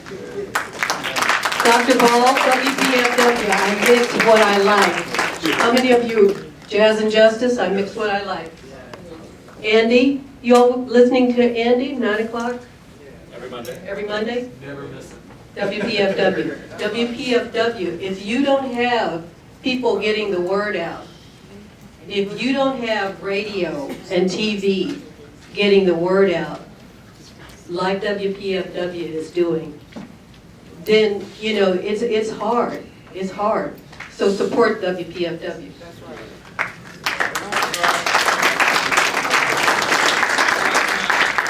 So this is the first part of a two-part series. And we wanted to say goodbye to Tommy Wells, who has been with us on the criminal justice trail up to now. And in the second part, we want to say hello to McDuffie. So on the 26th, we want to say hello to McDuffie, but we want to say hello to him in a certain way. Now, we made 7 pages of recommendation, y'all. And we want to be heard. McDuffie has agreed to come and to hear us. But there's another person who's on Mayor Bowser's staff, Kevin Donahue. You all know Kevin Donahue? You all need to get to know Kevin Donahue. You all need to Google Kevin Donahue along with... That's right. So Kevin Donahue is a CAPSTAP thing. Kevin Donahue is a mathematician and is a computer whiz and has recently come to us from the federal government. He was on the Performance and Improvement Council, Data Performance Improvement Council, so he knows how to get data. He knows how to have open government. Advocates, you can't do anything if you don't know what the data says.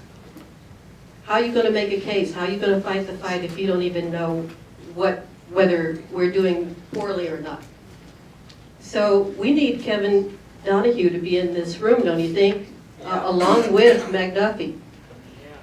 And those of you who are advocates, you need to give a call down at Mayor Bowser's office. And you need to encourage Kevin Donahue to join us on the 26th to talk about that list of recommendations that we have for the criminal justice system. So I hope that every one of you tomorrow morning will call the mayor's office and will ask that Kevin Donahue join us on the 26th to tell us, how are we going to get all that data that I talked to you about? How am I going to know that my returning citizens are getting food stamps? How am I going to know that they're getting Medicaid? Don't we want to know this? How am I going to know how many jobs they're getting? How am I going to know if they're getting the right amount of housing? Kevin Donahue, this is you. This is what you do.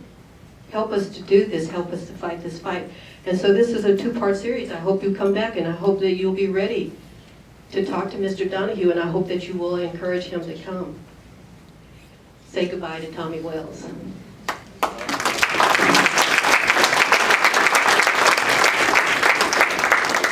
All right, now we're going to open it up. Who's in charge of microphones here? Do people come down here, or should I get up and walk around? Joe, are you here? I can speak loudly. I have 2 questions. Okay, I have 2 questions. One is for, I apologize for coming late, so this first question is for anyone in particular. It's about the notion of plea bargaining. I don't know if that was discussed. The fact that you know, we kind of approach this stuff with assuming that people have some criminal, you know, background or something, they're criminals and then we need to reform or whatever, even if we're being sympathetic. But a lot of people are incarcerated because the system has people pleading even when they're innocent. Yes. And we always assume there's a notion that if people plead guilty, that means they're guilty. And that's I mean, I know from close people experiences and just from the facts, there's information out there, but it's not enough attention, I think, paid to that part of the criminal justice system. So if anyone can speak about that. And then the last question was, there's a pastor on that was talking about how the pastors are doing a lot trying to mitigate the homelessness and the challenges when people come out, but not doing enough about policy. And one of them was not supporting the ban the box thing. And I was wondering if could be more. I think to me that's an obvious disconnect. You mentioned there's also a disconnect because they're not thinking about scripture and their principles they should be abiding by. But obviously to me, if you're trying to mitigate issues with so many people coming out, it would be a no-brainer to support a ban the box legislation that would alleviate some of the efforts that they have to put in. So anything, you know, anyway, that's my two questions there. So maybe the first one's for the lawyers and the group. Maybe talk about. I think the plea bargain process, who is charged and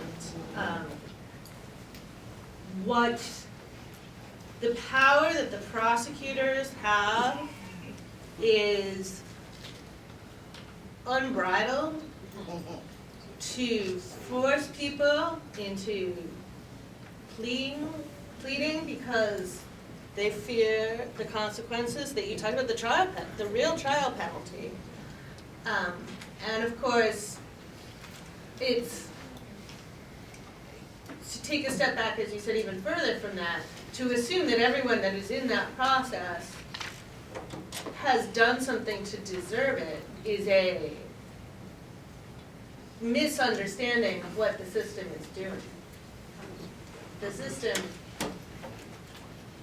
I think, as Dr. Ball said so clearly, is designed to continue a system that this country is founded on of racial oppression.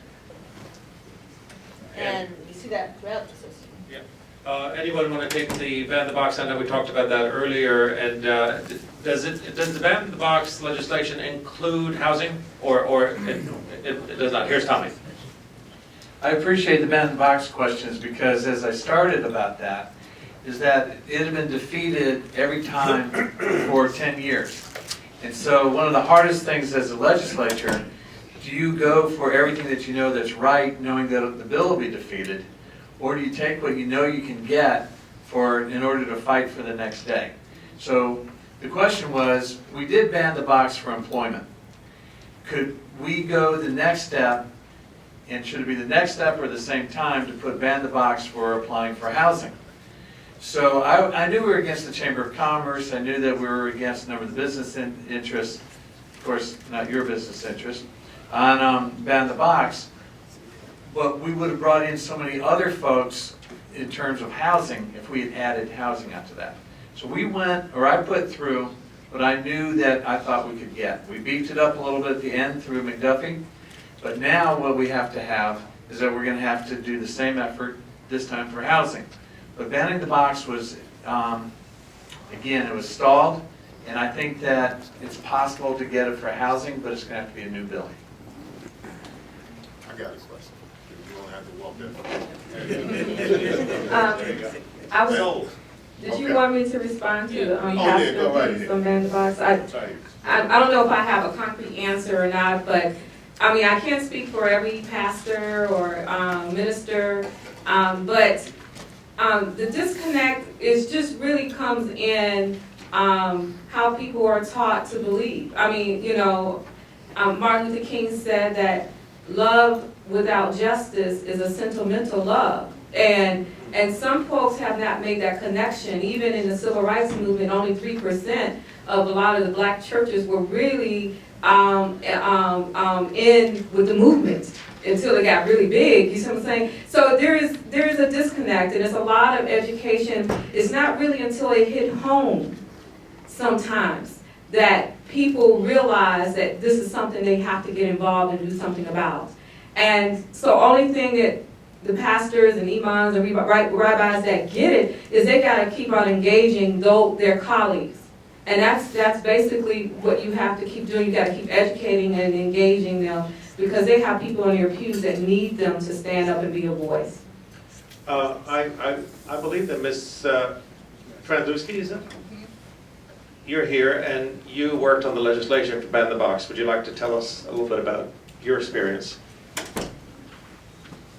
Specifically, why go just the employment rights versus the It came down, the decision to go with just employment as opposed to housing and employment at the same time came down to politics.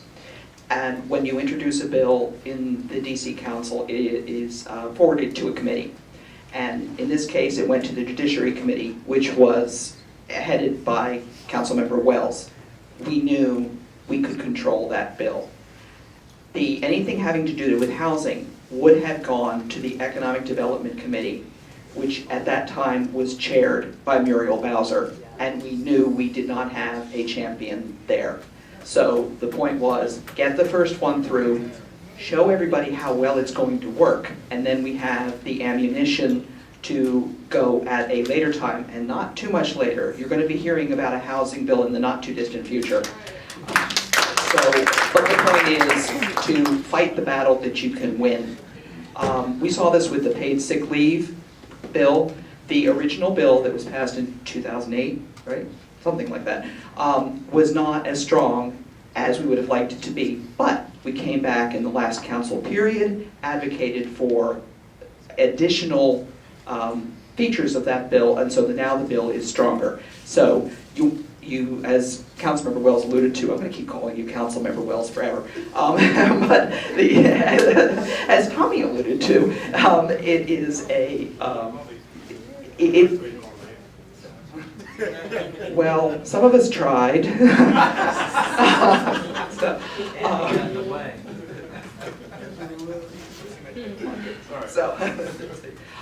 The point being that if we take a step, we get the foot in the door, we can push it a little further open. If we don't get our foot in the door at all, it's much harder to come back with the full, with everything that we want all at once. Okay, I'd like to, first of all, I want to thank the panel for your time and your comments. And I got a question. My question is, what are we going to do? What action are we really going to take, right? And the reason why people text you about Dr. Ball is because he's honest. And people want to hear the truth. They don't want to keep hearing lies and alibis. You know, I'm a returning citizen, and we need action. We don't need the rhetoric and the dog and pony shows and the Ringling Brothers and Barnum and Bailey circuses. We don't need that. We need real action. All of us know all these statistics, all this data that we talking about. You know, that's fine. Let the government, let the data people do the data dance. I'm doing the returning citizens dance. I'm doing the human dance. I'm doing the, getting my rights restored, you know, and people respecting me and understanding what my, that I need to live and I need to survive and I need to take care of my family. So that's the dance that I'm doing. I'm going to say this one more thing. Andy Shalom. Andy Shalom is another voice that we have not heard in 20 years in this city. 20 years, this man. And so this is a voice of a dying breed, sir. And I have a tremendous, you don't even know me, but I have a tremendous, I know that voice when I hear it, the voice of reason, the voice of truth. And this is why there's no, we talking about these issues, but you don't see the people that these issues are affected in this room. You know, because they're not going to ride all the way up here and drive around for an hour looking for parking. They're not doing that, right? They can't afford it, right? So my thing is, like, what are we really going to do? Each individual person, you are already doing something. Yes. Okay? each individual person, whether it's a council member, whether it's a faith-based institution, whether it's an entrepreneur, whether it's a returning citizen, whomever, what are we going to do? We can't keep talking. I've been seeing forums for 20 years. I done them myself. Right. Okay? So we can keep talking, but we know the answer, and you said it. Why we keep throwing a little bit of money at a big problem? This is all about money. That's what it's about. And people don't want, we looking for a job, we want friends, we want relationships, you know, so we can't say the things that need to be said. But that gentleman, Dr. Ball, was able to say it. I see this gentleman, I see Deborah saying it, and I'm going to say it. Stop lying. Be honest. Let's get down to the bottom line. The bottom line is, it's a paycheck. It's all about that money, that mighty dollar. Let us take care of our communities. We don't need the government to take care of our communities. We can take care of our own communities. Because we know we have access, we have the relationships, and guess what? They trust us. Thank you.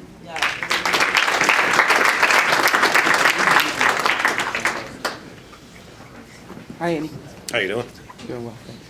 I actually have a question. Ms. Hodge, I know that wasn't the point of your presentation, was to talk about what it was like to adjust to life coming out. But I can't help but ask you this question, because if I were talking to you one-on-one, I would still have to ask you the question, what was it that you were accused of? And you don't have to necessarily explain it, because maybe it's something that you want to keep personal, but the second question on that is, if you're bringing up a child or someone that you were advising, what would you tell them that would cause them to steer clear of the situation of what caused you to get into this, if assuming that any of it was true, if any of it was that you were culpable for something? And lastly, because there are times when people do things when they should be punished. So was any of what you did, do you feel was your fault or misjudgment, and what would you do to steer clear of that? Is this something that I feel like it may not have something to do with this panel, what we're really talking about. The fact that why were you accused of something seems a little bit irrelevant about this panel, this discussion. Is this something you want to answer? I have, actually, it's something that I don't feel like I should have to answer, but I have no problem answering. Well, it's something you don't need to. So I think in the interest of not having to waste a lot of time on that issue, because I'm not sure we really need to go into in depth about why you end up going to prison, unless you really feel the need to do that. Go ahead. For me, one thing I will say is that there are many paths to go to prison, and when you are a business person, being an entrepreneur, you're in a position where often the government can come in and attack your business. Well, let me just back up. I had a Maryland state case, and I won my Maryland state case. The government repackaged it, sent it off to the federal government, and packaged it under mail fraud. Mail fraud and tax evasion are the government's catch-alls. Right. And only 4% of the people who actually are indicted survive. So in my case, I did have a daughter who I was raising. And what I would tell her, which we work hand in hand today, and what I tell a lot of other people, is that you have to be responsible. And I took responsibility for not paying attention. I did not commit a crime. My attorneys often said that my case was a case that it should have been a slap on the wrist at best, a technical violation. But that's not how the federal government saw it. The government doesn't like to lose. And if they come after you, it's just how it's going to happen. But going to prison wasn't the worst thing for me. I took my chances. I went to trial. I lost. I came home. I can't get those years back. I don't even care about that. But the day I came home from prison, I paid my debt to society. And at that point, I had to earn the right to live my life. And that's what I'm focused on today. Not the past. I've taken responsibility for everything that I needed to take responsibility for. But today, I am focused on this moment. August 3rd, 2011, the day I came home from prison, was the day that I began to live my life. And when anyone comes home from prison, it's the day that they need to begin to live their life and to be able to move forward. And for all of us, it's a security issue. We need to do whatever we can to help people get back on their feet so that they don't commit crimes or do foolish things that land them back in prison again. Thank you. Thank you. Are you guys students? Are you students here? No. Where are your students at? I know Ray at different university. Different university, all right. I'm still in high school. Hello, good afternoon, good night, everybody. My name is Caleb. I'm 19 years old and I run an international community service project. Hello everyone, I'm Maturi. I'm 18 years old and I'm the co-owner of an international real estate holdings company. At age 16, I started saving to buy my first investment property, and since then I've been able to get 4 more through my company. That's right. My name is Brandon Wells. I recently helped with a school in Ethiopia. I raised $160,000 in donations to help build that. My name is Mike Blackman. I'm the CEO of Blackman Holdings, and I'm also a published author of The Future Starts Today, Young Puerto Rican Financial Independence, and I'm 18 years old. And as a group, we are. All right. And as a group, we are a legacy, a group of young entrepreneurs who want to affect generational change by being positive role models to incarcerated youth and teens in high school. And I guess our main question is, You know, we want to show people that it's possible to succeed even if you're coming through the confines of society that they've placed on you. We want them to understand that it's still possible to succeed, you know, because even, you know, the average college student comes out of with debt and still struggles to make ends meet. Now, for a prisoner who can't even get jobs, you know, that's even more tricky. So we want to show them that it's possible, especially the youth, you know. So our question was, you know, let me pull it up here. Given this, how do we get into these centers and institutions and show these children that it's possible for them to be a productive member of society once again? And also, our main focus is also impacting them with like the gift of entrepreneurship, because for some people it is, you know, another way out of the system, because, you know, not having to ask for a job, but learning how to build your own business kind of gives you another leg or another way out, especially if you have an LLC. By tax and by law, it is a representation of like another person. So you can also build credit on your business as well. So there's a lot of different things that we want to teach people that they can also take advantage of. thank you. I think we need to give them a hand, folks.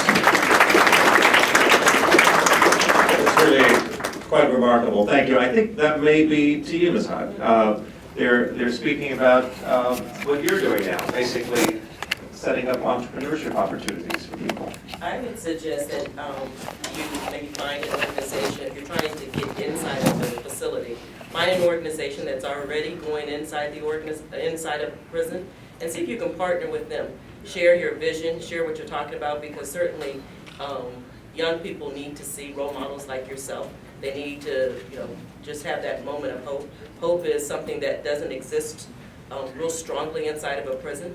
So I would say start there. Just find someone who's already doing it and share your story. I'm sure they'd be more than happy to have you go in. Thank you. Have you been to New Beginnings to speak to the young people there?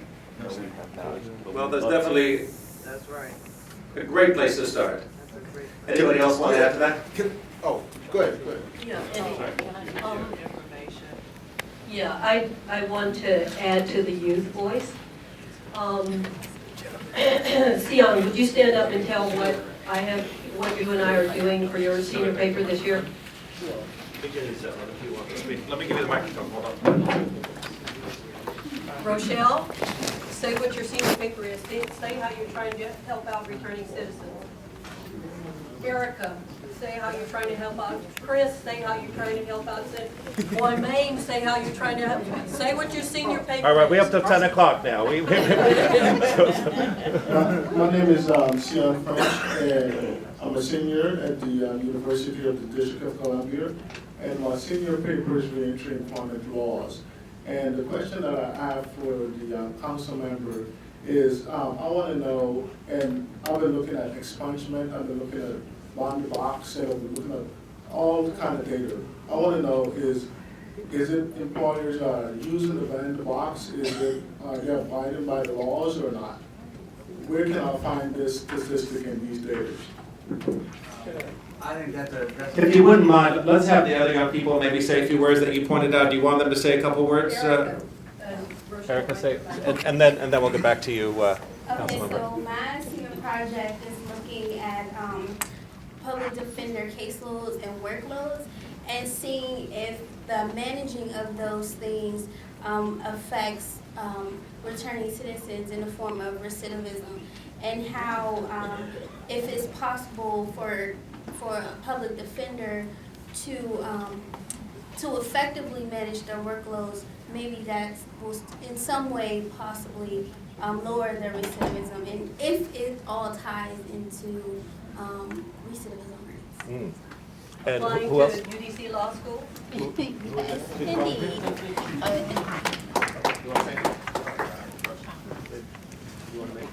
Yes, sorry. Okay, so my question is to Ms. Hart. Let me just say you are the most motivating person ever, and someone very close to me has a story very similar to yours, and it was great to see some more of her strength up there with you as well. So I just wanted to say that. But what you had to say about it being inhumane to sort of take people out of a warehousing system and then throw them into a society where it's handed a few dollars and I guess expected to turn life around and with the actual challenges of life on them now, you know. So can you speak a little bit more about that? Just, I'm literally doing it for selfish reasons for my blog. And that just amazes me so much, that's a perspective. Thank you.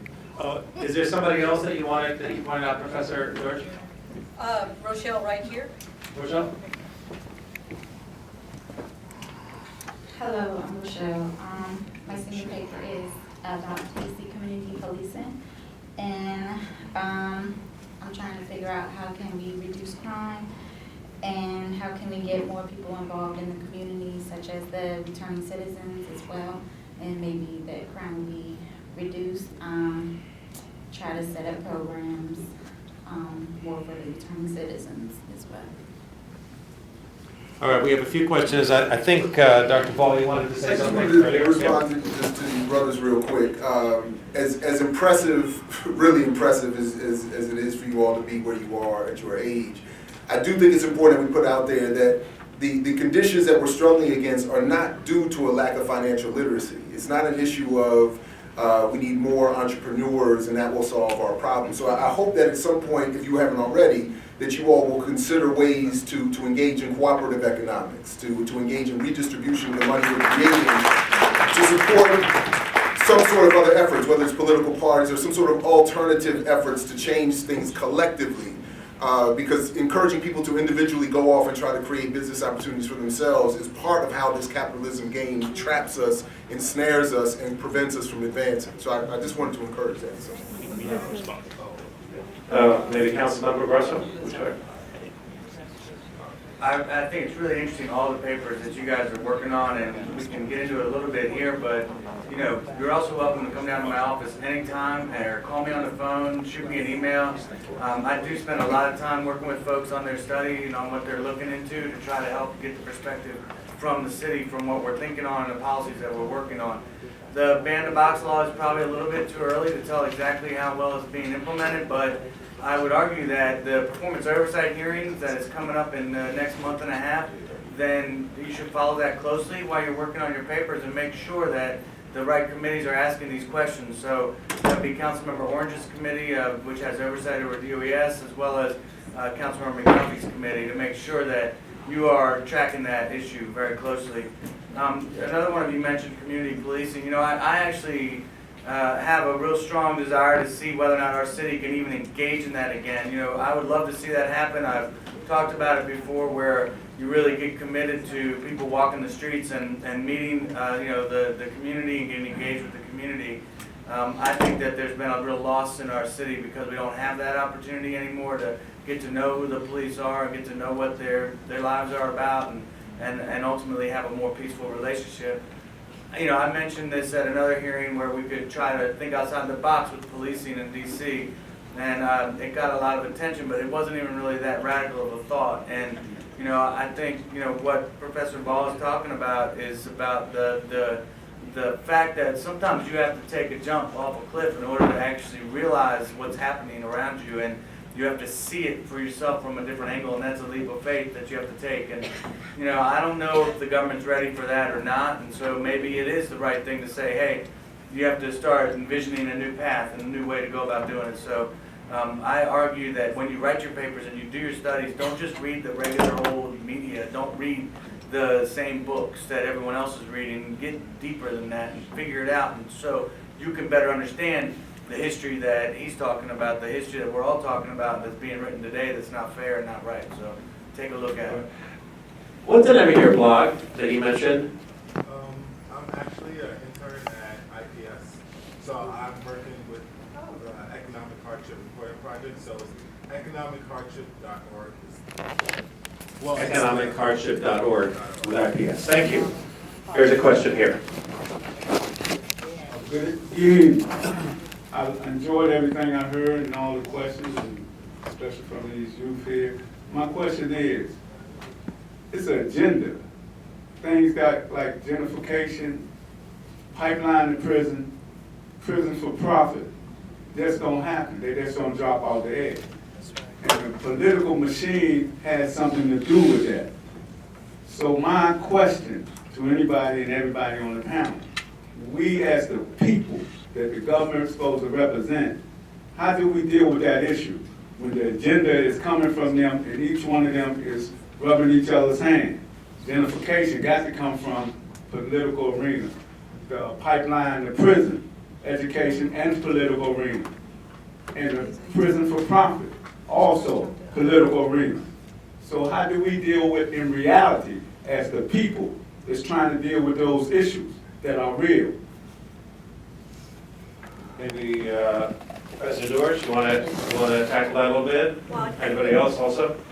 You know, what I teach is research methods, and I teach statistics, which is, you see my interest reflected in my talk. That's what I teach, is, so I come from that perspective. For me, the most crucial person in the whole of public service, all those departments, is in contracts. Who they're giving those contracts to, you heard me talk about Maximus, we gave that contract. If you guys don't watch who goes into the contract section, you will be sorry, because those contractors have stakeholders, and they will be beholden to those stakeholders, not to returning citizens. And so when you want people to when we want McDuffie to come down here, part of our conversation with McDuffie is about these contract sections, who are the people who are in the contracts. Those contracts need to have corporate citizenship. Every one of them. Boston College is the university that created the instruments that measure corporate citizenship. And when you give a contract, you need to have those corporations take the corporate citizenship test. And if they fail them, then they are not worthy of us having them. So I would get at corporations in that way, is watching your contract section, watching who you put in those contract sections, and watching who your contractors are. You all didn't know Maximus until I stood in this room. You need to know who your Maximus isn't our only contractor in this city. You've got all those housing contracts going to those people who built, they were supposed to build 1,500, but they only built 460. Those are contractors. Know who your, if you want to march, why are you all marching down to the obelisk and back? March to Maximus. That's where you need to stand on their doorstep. All these corporations we have involved, public service is not purely public service anymore. It's public-private partnerships. That also starts with the contracting agencies and the people that write those regulations. And poor oversight. Yes. All right, we have a question over there. Yeah, I wanted to say thanks to Grasso, and I'm still chasing you about the homeschool, DC Promise. But anyway, I'm a person too, as Dr. Ball, who got in trouble when he was young, and I work in training and development. I've dedicated my life to assisting returning citizens. And I am one of the persons that works at Department of Employment Services, who is different from how it has been. I've been there less than 2 years. I've been promoted 4 times. So it's changing. But I wanted to ask a question about a returning citizen. It's my understanding, and tell me if I'm wrong, that when a returning citizen comes home and the charge that they were charged with is a federal drug charge, it's my understanding that the law says that they're not allowed to qualify for food stamps. But on the other side, and this is not anything against illegal immigrants, but when the government considers the income in the persons that are in the home, if there is an illegal person in the home, their income is only counted 50% towards qualifying for food stamps. But a returning citizen that has a federal charge, income is counted 100% towards qualifying for food stamps, but they're not one of the qualifiers. And so I'm just really trying to understand, like, how is that, if that is the law? And that's my understanding. And I've worked with TANF for years, and I've worked with returning citizens for years, and I'm just trying to understand, how can we allow that to be the law? They'll count your income, but they won't count you, and they'll only count 50% of an illegal's income. I know this is a law school, but I prefer the word undocumented than illegal. But anyway, so anybody want to take that? Does a crime like that preclude you from having food stamps? A federal crime? No? You have someone from CSOSA, let him answer this. Who is it? No, Mr. Banks. Mr. Banks? I don't have an answer for that question. That's not a question. I don't know CSOSA, but I wouldn't have an answer to that question. All right, we're in a law school. People don't know this. That's interesting. We need to know this. All right, are we going to pass on this one? Yes. Since we're passing, I just wanted to say something to the 4 up-and-coming tycoons. Congratulations on your excellent accomplishments, and keep up the great work. I am blessed to serve as the chaplain, one of the chaplains for DYRS, Department of Youth Rehabilitation Services, albeit non-compensated.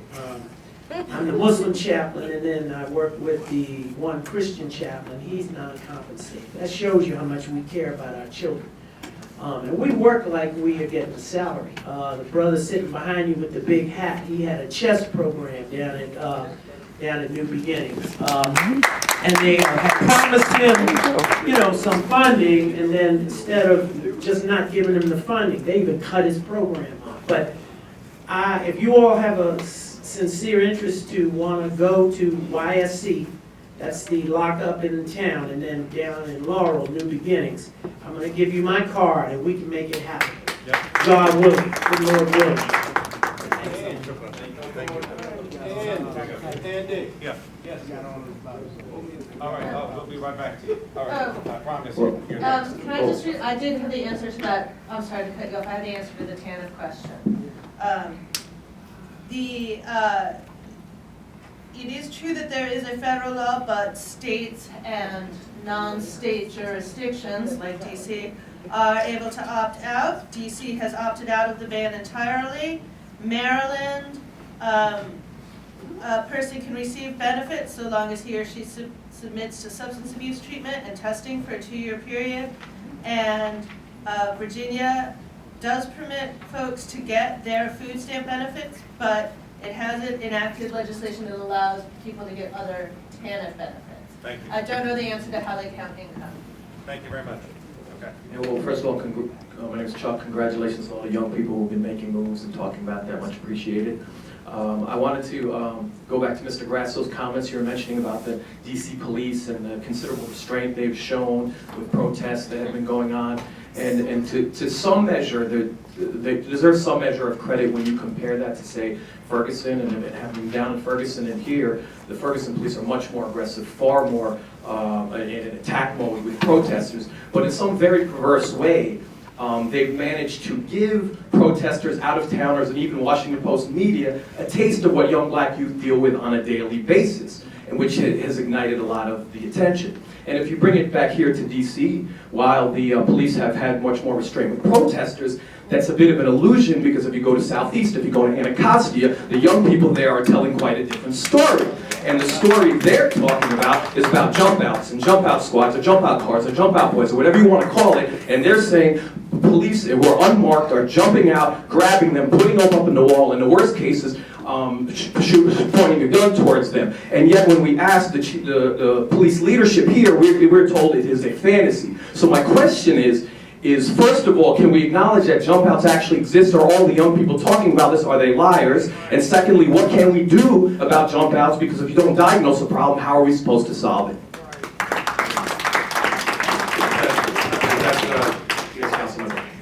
I absolutely acknowledge that jump outs exist, and I was at the hearing at Howard University, at Howard when we talked about this at length for hours, and I believe the stories that I heard, and I think there needs to be reform and changes done. And, I think that starts with leaders saying that. It starts with you guys stepping up and saying enough is enough, and I believe that it needs to stop. So whether it's a plainclothes jump out or somebody with some kind of warrant kicking down your door, we got to do it a different way than we're doing it, and that's what I'm calling for, and that's what I'll keep calling for. So I appreciate you raising that here. I was speaking specifically to a particular time where they were actually trying to be restrained, I think, but you're right. It's not done well, and I'm all over the city. I'm an at-large member, and have seen it and heard the stories and trying to be engaged to try to stop it, and I think it's valuable to do that. Ms. Golden, any information on that from the Washington's committee?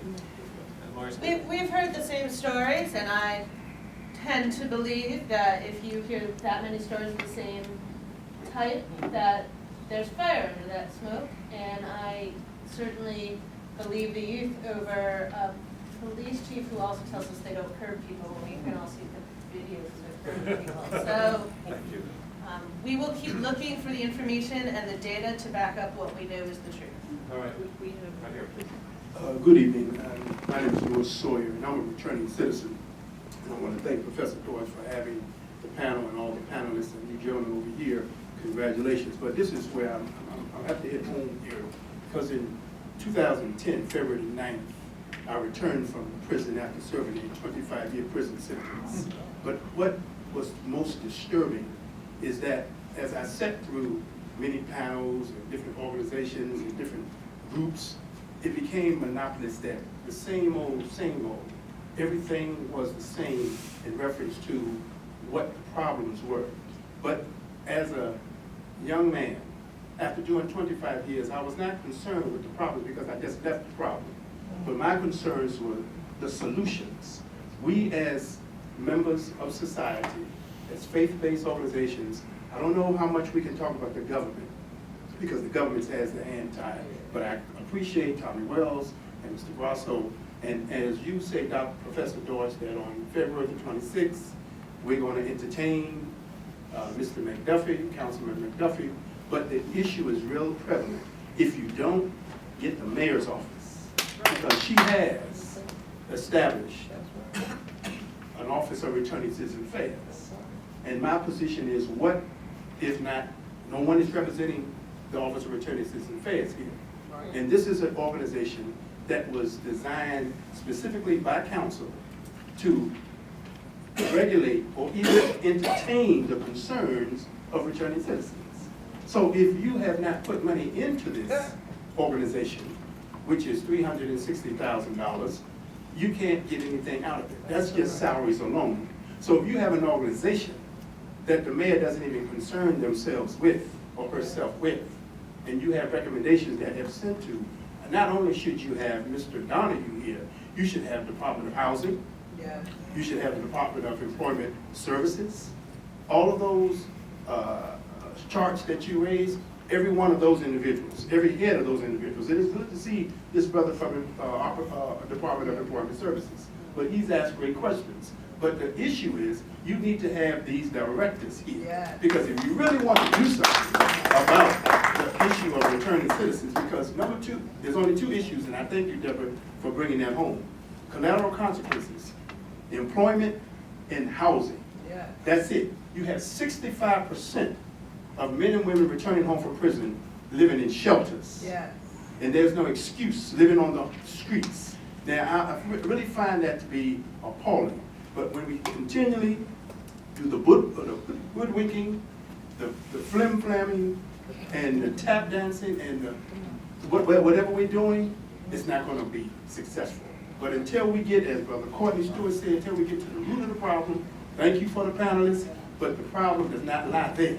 It's where you're going to do with what you have, and this is what we have. And brothers and sisters, until we recognize the problem, deal with the problem, and answer the problem, then we're going to continue to be doing this over and over. I think they said the issue was insanity. Keep doing the same thing over again, expecting a different result. That's what we're doing tonight, ladies and gentlemen. All right, so what's the commitment of the mayor now to the Office of Returning Citizens? Has she pledged to expand the amount of funding for them? Isn't that true? You're in her cabinet now, right, Mr. What she's made is the top priority to everything that we're working on is jobs. And so whether it be Office of Returning Citizens, connecting people to jobs, or, you know, I'm working on a large utility merger right now. And the mayor said #1 issue is DC jobs. So she has put jobs forward, and wherever they come from, but she has not put a budget yet forward. It was the last mayor who put the budget in for the Office of Returning Citizens. Is it still 300 and some odd thousand? And that's to service 60,000 folks, is my understanding, is that correct?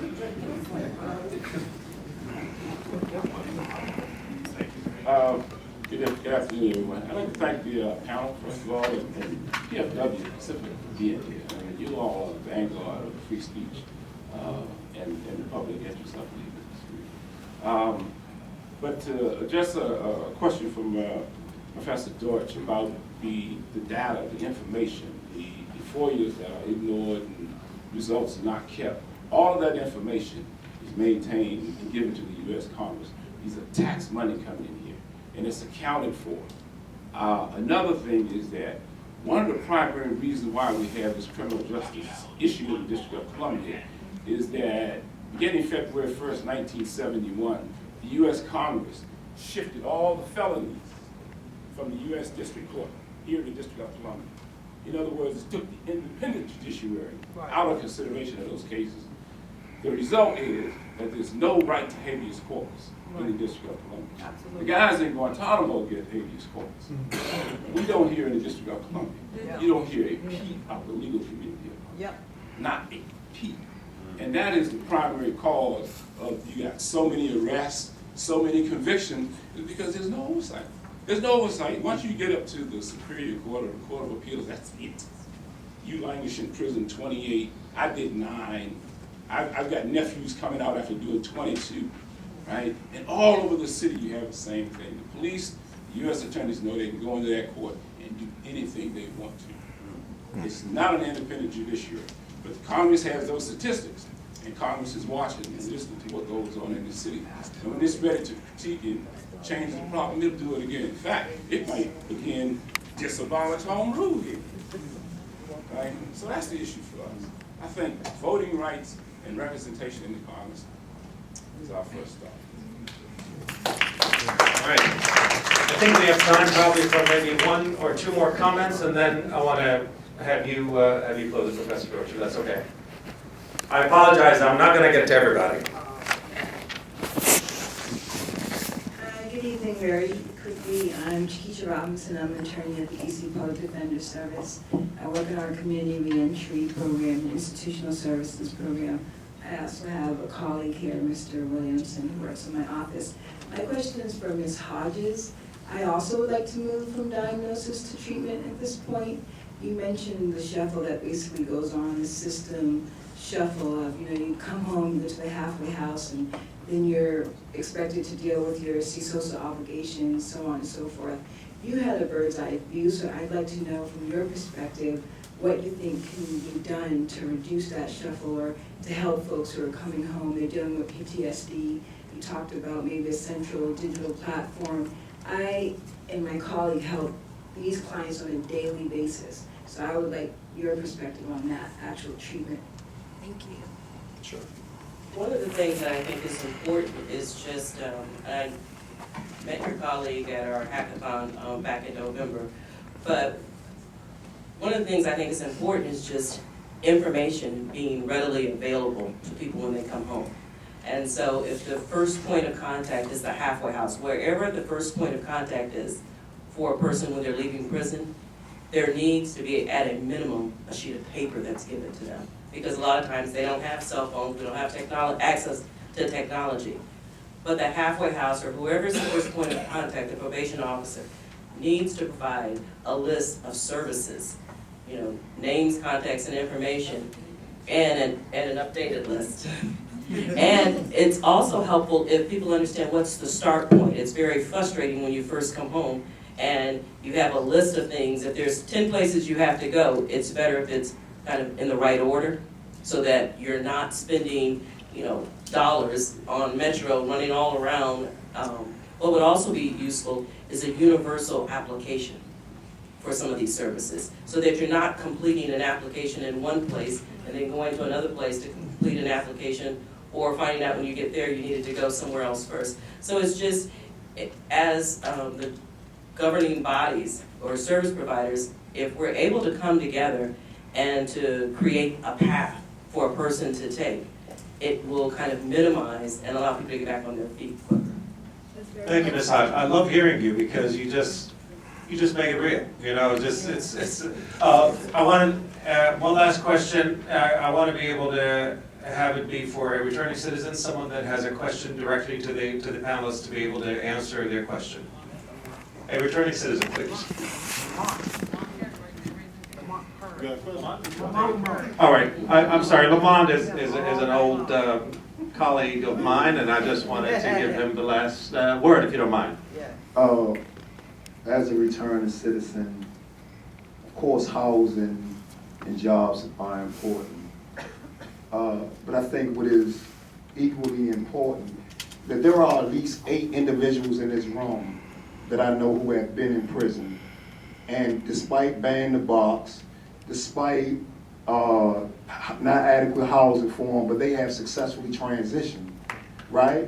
After doing numerous amount of years, and all of those that I know directly that are in this room have programs that struggle to get funding. So I find it hard to understand that if you are a model prisoner, you are a model returning citizen, you are the role model, why are the statistics aimed at the individuals that are in this room that are actively doing the work, as well as pastors and everybody said that they actively doing the work, but they're not getting paid for. So where is the money going that's going into reentry? And for the youngsters, entrepreneurship is one of the biggest keys in the world, because if it wasn't for entrepreneurship, then I wouldn't be successful. Then I wouldn't be able to be out here as long as I have been out here.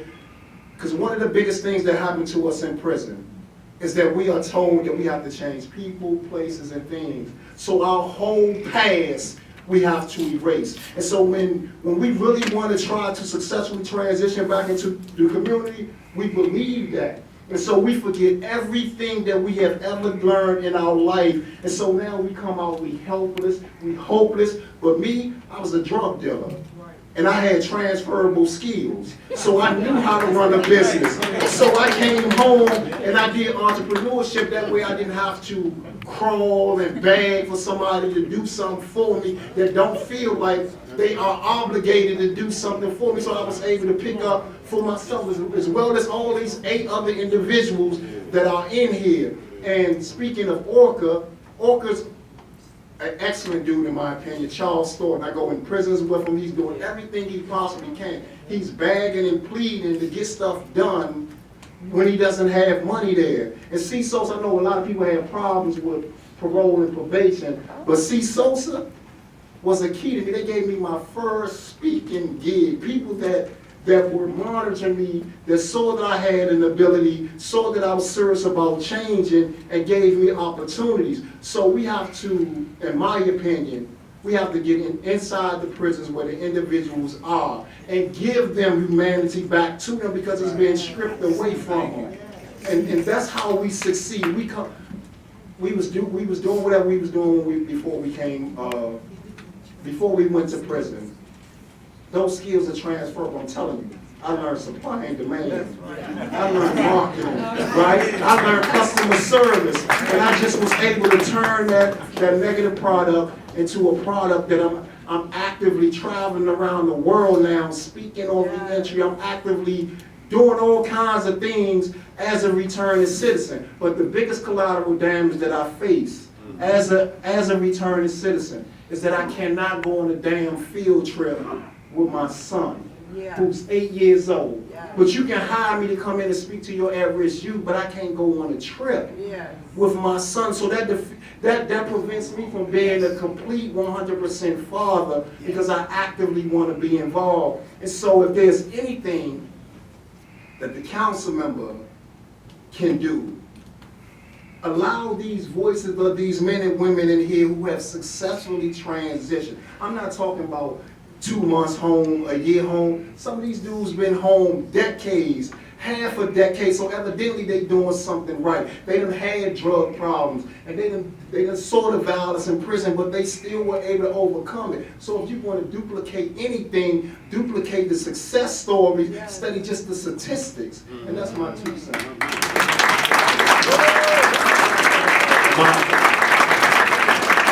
You probably have guessed he's a poet too, so take us home, Professor George. So, I got home training. And my home training says to be respectful. And so I thought it would be respectful, even though, you know, I had been one of the people to write testimony and give it to Tracy. And I saw a lot of problems with the system, as you have heard me say, some of those problems. But I felt that we should ask Tommy Wells what he felt he was doing, what he felt he accomplished, what he felt he didn't accomplish, what he wanted to do but couldn't get done. I felt it was respectful. Even though I might not see it, he might have done something I didn't see, and it was respectful to ask him what he felt he got done. And then I thought it was respectful to ask McDuffie to come down and say, McDuffie, that's what Tommy Wells thought he did. What you gonna do? Where do we go from here? That was my logic. Now, if there was a problem with that logic, y'all need to let me know, but that was my logic, was to say goodbye to the person who had held the fort down for the last few years and say hello to the person that's coming in. And that was the person both from the council and from the mayor's office, and that's what I was trying to do. Now, with respect to these numbers, there's a difference between input, output, and outcomes. And what the federal government carries is input. Input is how many staff do I have? How many offices do I have? How many buildings do I have? That's input, and they keep those numbers. And the departments keep those numbers. Outputs is how many times did I go to court? How many people did I visit? That's outputs. And we've been doing that forever. I want to know the outcomes. The outcomes of the returning citizens. Do they get the food stamp? Do they get the housing? Do they get, and that's the number I'm searching for, the number that's not there. All right, I saw last call, and I want to say a very special thank you to our panelists, Councilmember Wells, Director Wells, thank you so much, Professor George, Councilmember Grasso, thank you very much, Fred Golden, thank you for your for your testimony. Teresa Hodge, thank you so much for sharing your stories with us. Reverend Wilkins and Jared Ball, thank you so much all for being here. Good night, everyone.